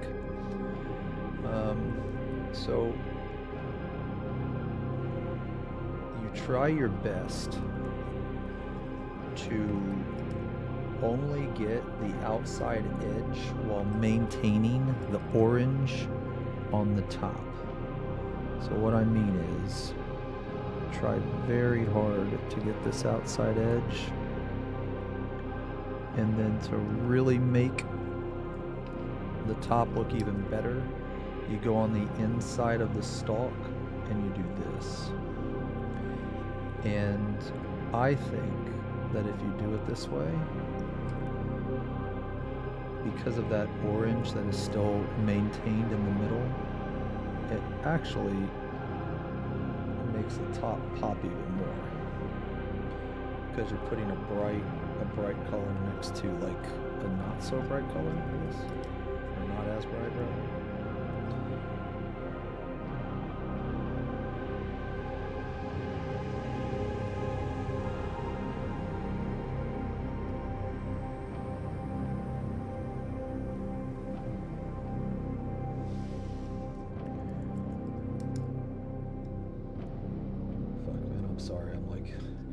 Dude, I'm sorry, I'm heavy breathing, man. Oh my god.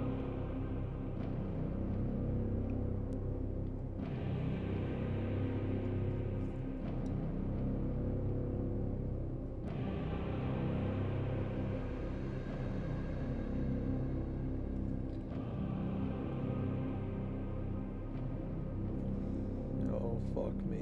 Okay, here we go.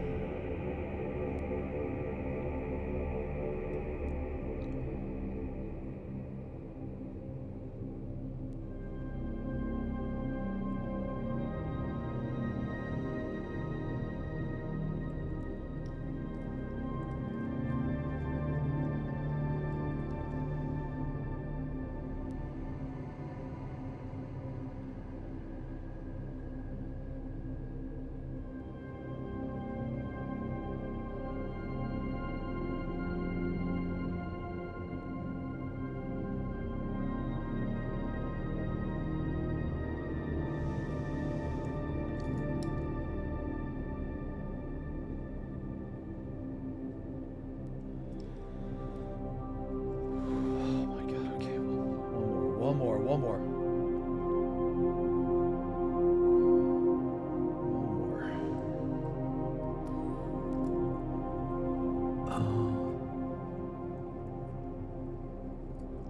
Yeah, it was the little Zeme stuff, guys. I'm sorry, I'm not paying attention to chat. But yeah, it was the little Zeme stuff that got me, yeah, that got me a one-day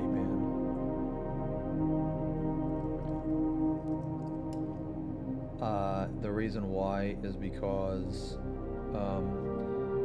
my partner rep actually texted me back. So one of Twitch's TOS, and he actually told me that he doesn't know why that they sent me that reason. He said, yeah, the reason was really confusing. But basically in Twitch's TOS, you can show nudity in a game if the game comes with nudity. But if the game doesn't come with nudity and you mod nudity in, then you are not allowed to show it. And that's not specific to Final Fantasy, that's specific to like any game.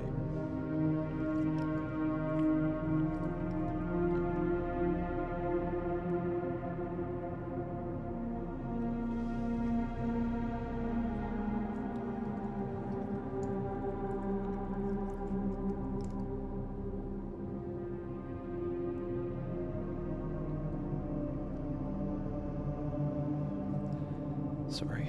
Fuck, man. I've probably been painting off screen this entire time, man. I'm sorry.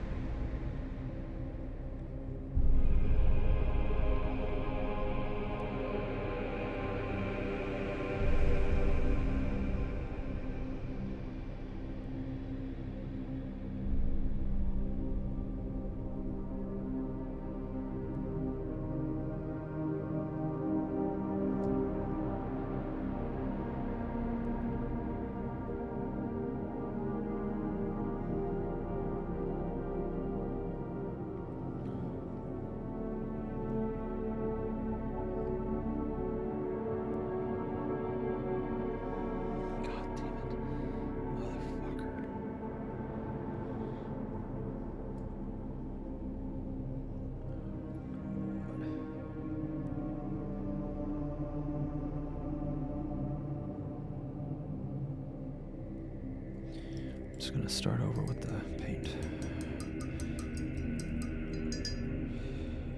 I needed a very, very, very specific consistency.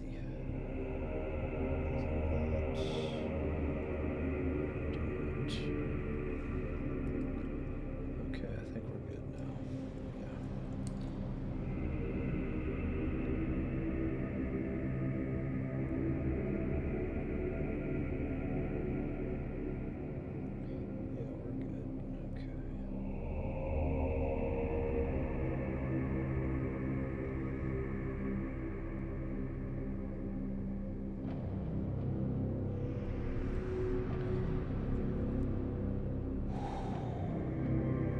Okay, alright. Alright. What do you guys think, man? We're not all the way done yet. But I think we're done with the... All we got left is the glow. Alright. What do you guys think? Think it looks similar?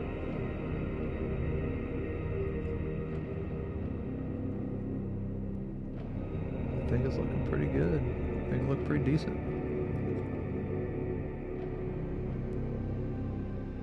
Let's put the blue in. All right.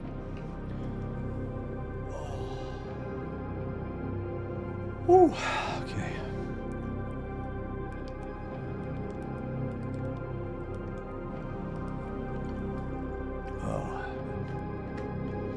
Let me check this real quick.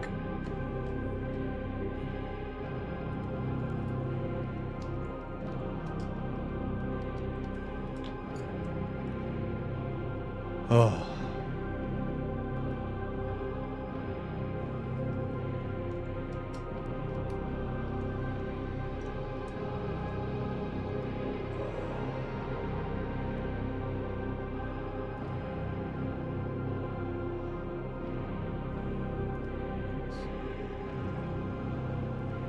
Sorry guys, just like checking some stuff.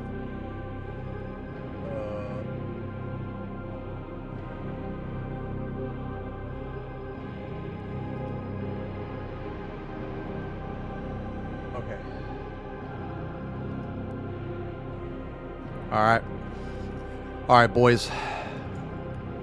Okay. So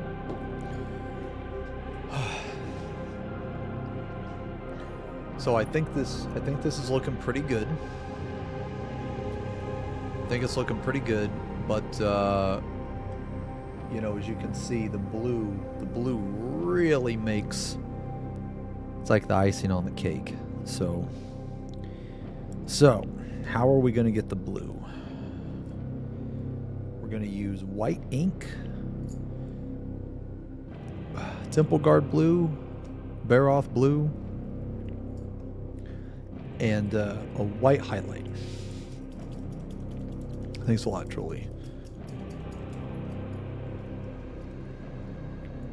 So I like the white ink because it's very, very thin, very watery. Don't need too much of it. So this is the first thing we're gonna do. Let's see.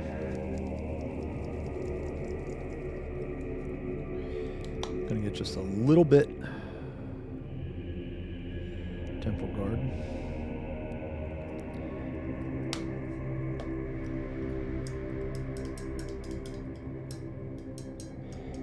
You're gonna paint the blue on top of his tubes too. Which tubes are you talking about?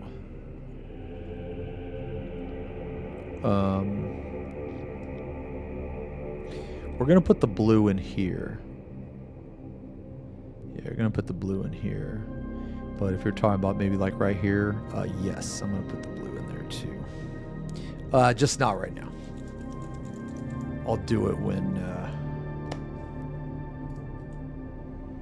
yeah, I'll do it when it's time. Alright, very, very light blue. Okay, so how we're gonna do this is,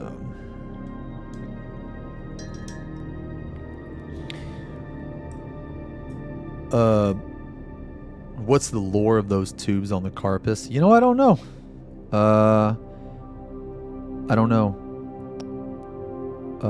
I know that. Okay, what I do know is that Tyranids, they evolve, and when they evolve, they evolve in a way that they make their own weapons. So like sometimes the gun is like attached to them, right? Like it's like attached, like the sack or whatever that is. It's like attached to them. So I don't know what those stalks could be like. I really don't know.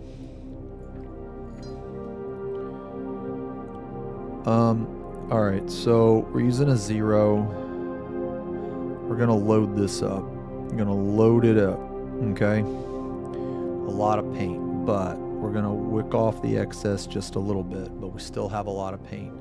Now, here's the cool part about ink, like white ink. I'm gonna press down and it's gonna fill it up.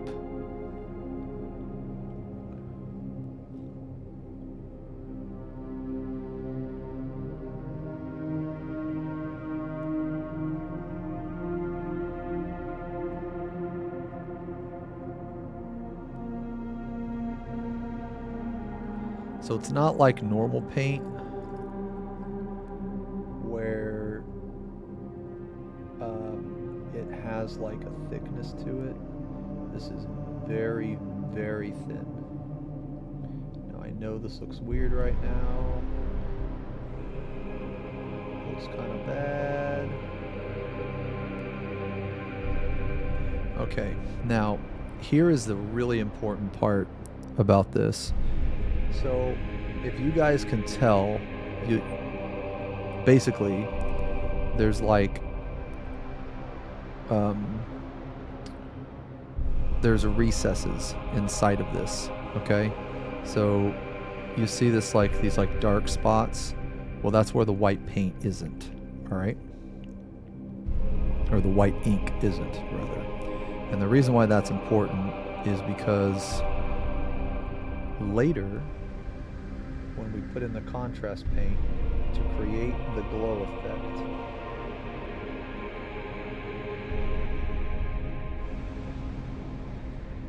this part you must be careful.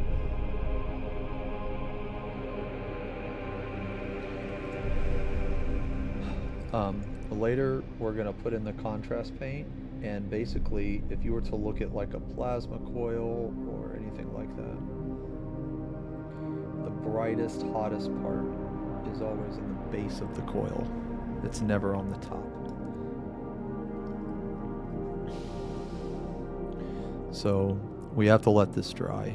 We can't even mess with this right now.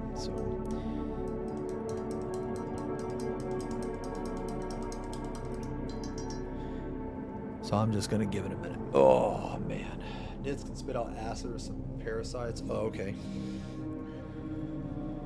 Tyranids, man. Dude, Tyranids they're fucking brutal, man. They're fucking brutal.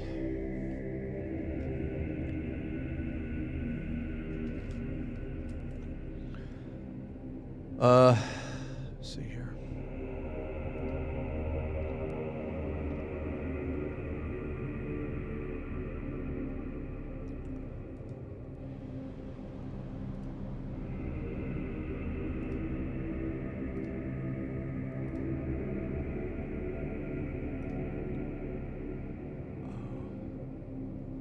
Did I grow the nail just to hold the brush? Is that what Darwin... Wait, what? What are you talking about? What are you talking about? What nail? Why do people always comment on my nails? They're not that bad, are they?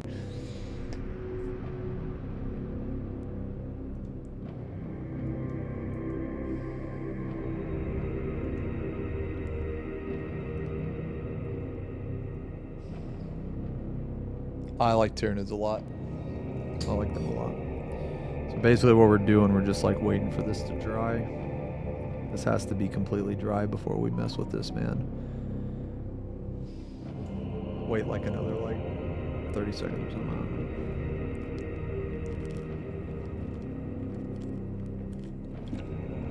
Okay. All right. So So for this very last step, we use white ink, filled up the recesses. So now we're going to use contrast paint, Talisar blue. This is a very good blue, very nice. We're going to load up the brush like that, right? Now it looks like a lot of paint because it is. Now we are going to wick off some of this, but we're going to keep a good amount of it on, and the reason why is because when we press down with this, we want to fill in the recesses.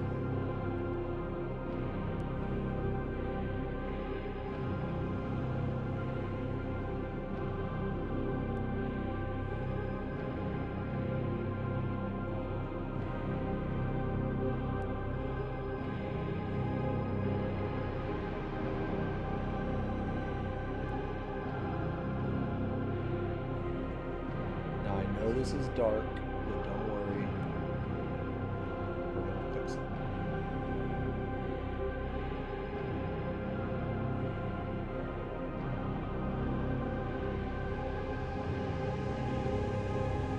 We need this to be dark. There's a reason.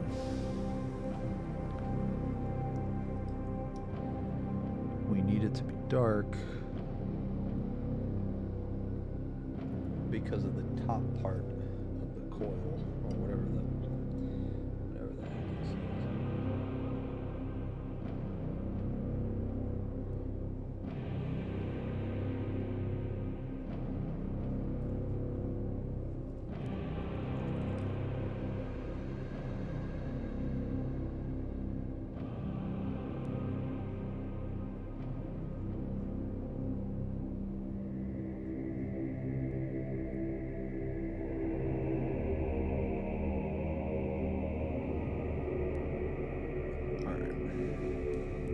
So that's the first step.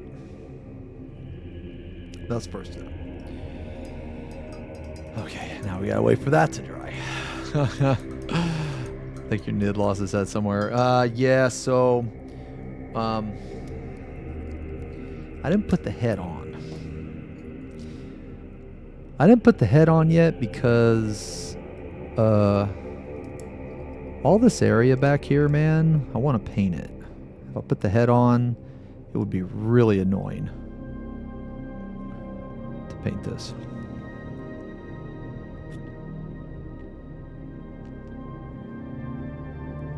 So, all right. So, what we're going to do now, the first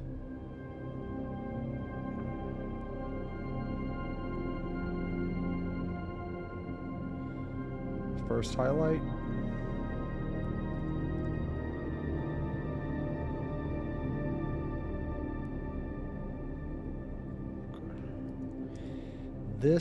The consistency of this paint needs to be basically water. Basically. And we're not going to put it everywhere.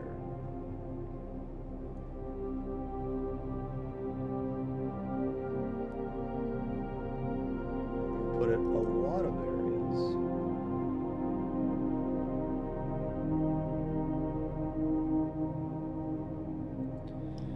So, if you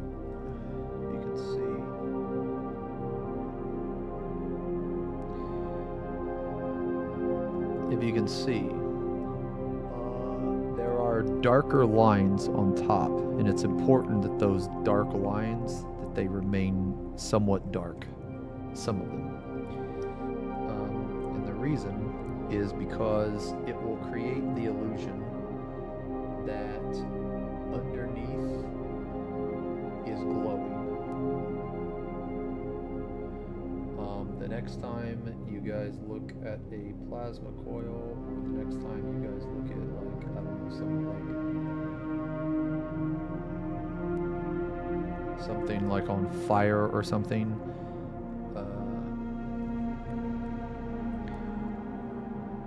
the heat or the light source should always come from the center. And the stuff on top, if it's darker, it will make the... if you put a dark color next to a light color, it should make the light color appear lighter and the dark color appear darker.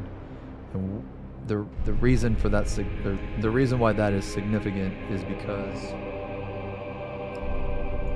because we're trying to make a glow effect. So like when you look at this, does that look to you like it's glowing in the middle? Because to me, it looks like it's glowing in the middle, or at least kind of glowing in the middle. So if it at least kind of looks like it's glowing in the middle, then I did my job correctly.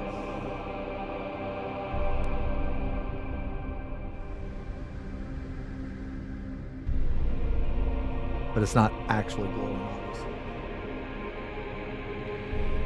So now this is the second highlight. I'm not going to go all in with it. I'm going to get closer to the center, but we want to leave the outside that medium blue. So now that's looking a lot better, right?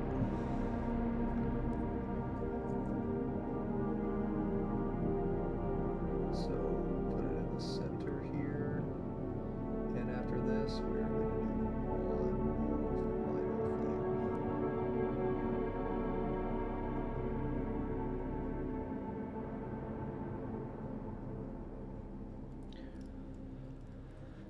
All right. Yo, hey Ashton, what's up, man? Oh, you live in 40k universe as a normal human soldier? Oh my god, dude. You know, I watched a video one time of like this guy, I can't remember his name, but he did a video on the worst jobs in 40k. So it was like Mike Rowe with dirty jobs, you know? Dirty jobs in Mike Rowe, except for 40k. And these jobs were not only like dirty, but they were insanely fucking dangerous. Like there was one guy, his job was a plasma. It was like a jet, or sorry, it's it's like a fueler, and basically your job is to replace the starship fuel, and they only have to replace the starship fuel like every X amount of years. But when you go replace the fuel, there's a high chance that you actually die trying to replace the fuel, because where you have to go is so dangerous, like inside of the engine, and they don't have any like safety measures. Yeah, it's crazy. Okay, so this is the very last step we're gonna do. We're gonna load up the brush like this, very, very, very carefully. We are only going to hit the center of this. If we hit any more, we will ruin the illusion. So, very carefully. What's this?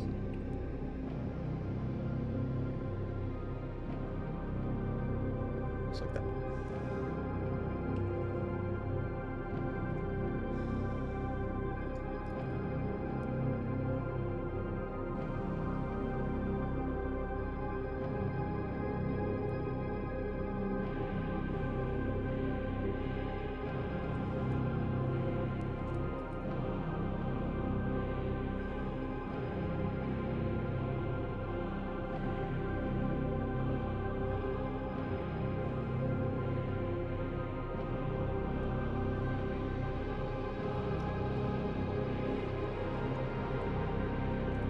Woo.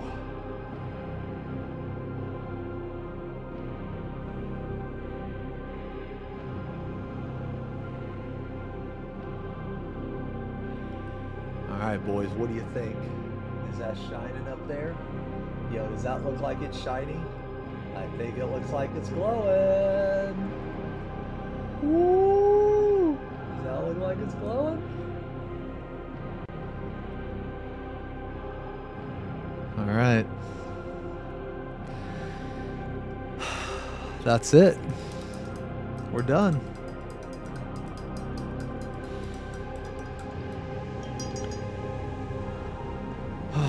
All right. Let's back out the camera just a little bit. Let's check it out.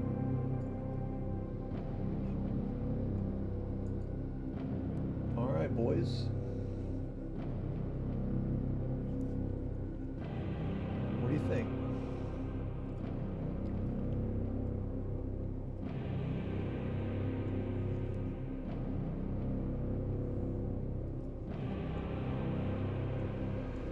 I think it's turning out pretty good. I'm pretty happy with this, man.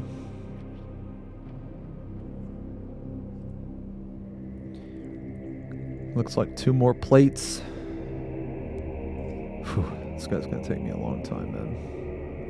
That's okay, though. Alright. Yep, well. Yeah, so I guess, thanks a lot, guys. Yeah.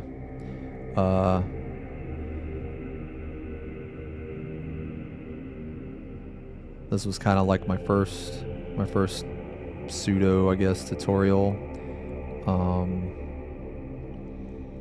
I can make more specifics. Gold. I'm not ready for that yet. Not ready for the demon yet.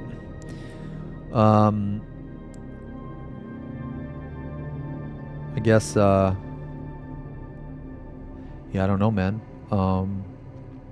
We're gonna upload this to YouTube. And if anybody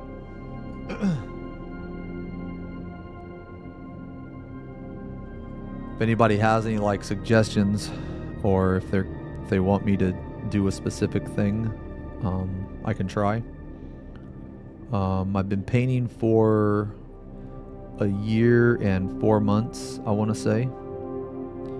So almost a year and a half. I painted 73 models. This will be my 74th. I upload everything to Instagram. So if anybody's ever curious, you can check that out. Yeah. I guess that's it, boys. All right. Yay, we did it. Yay.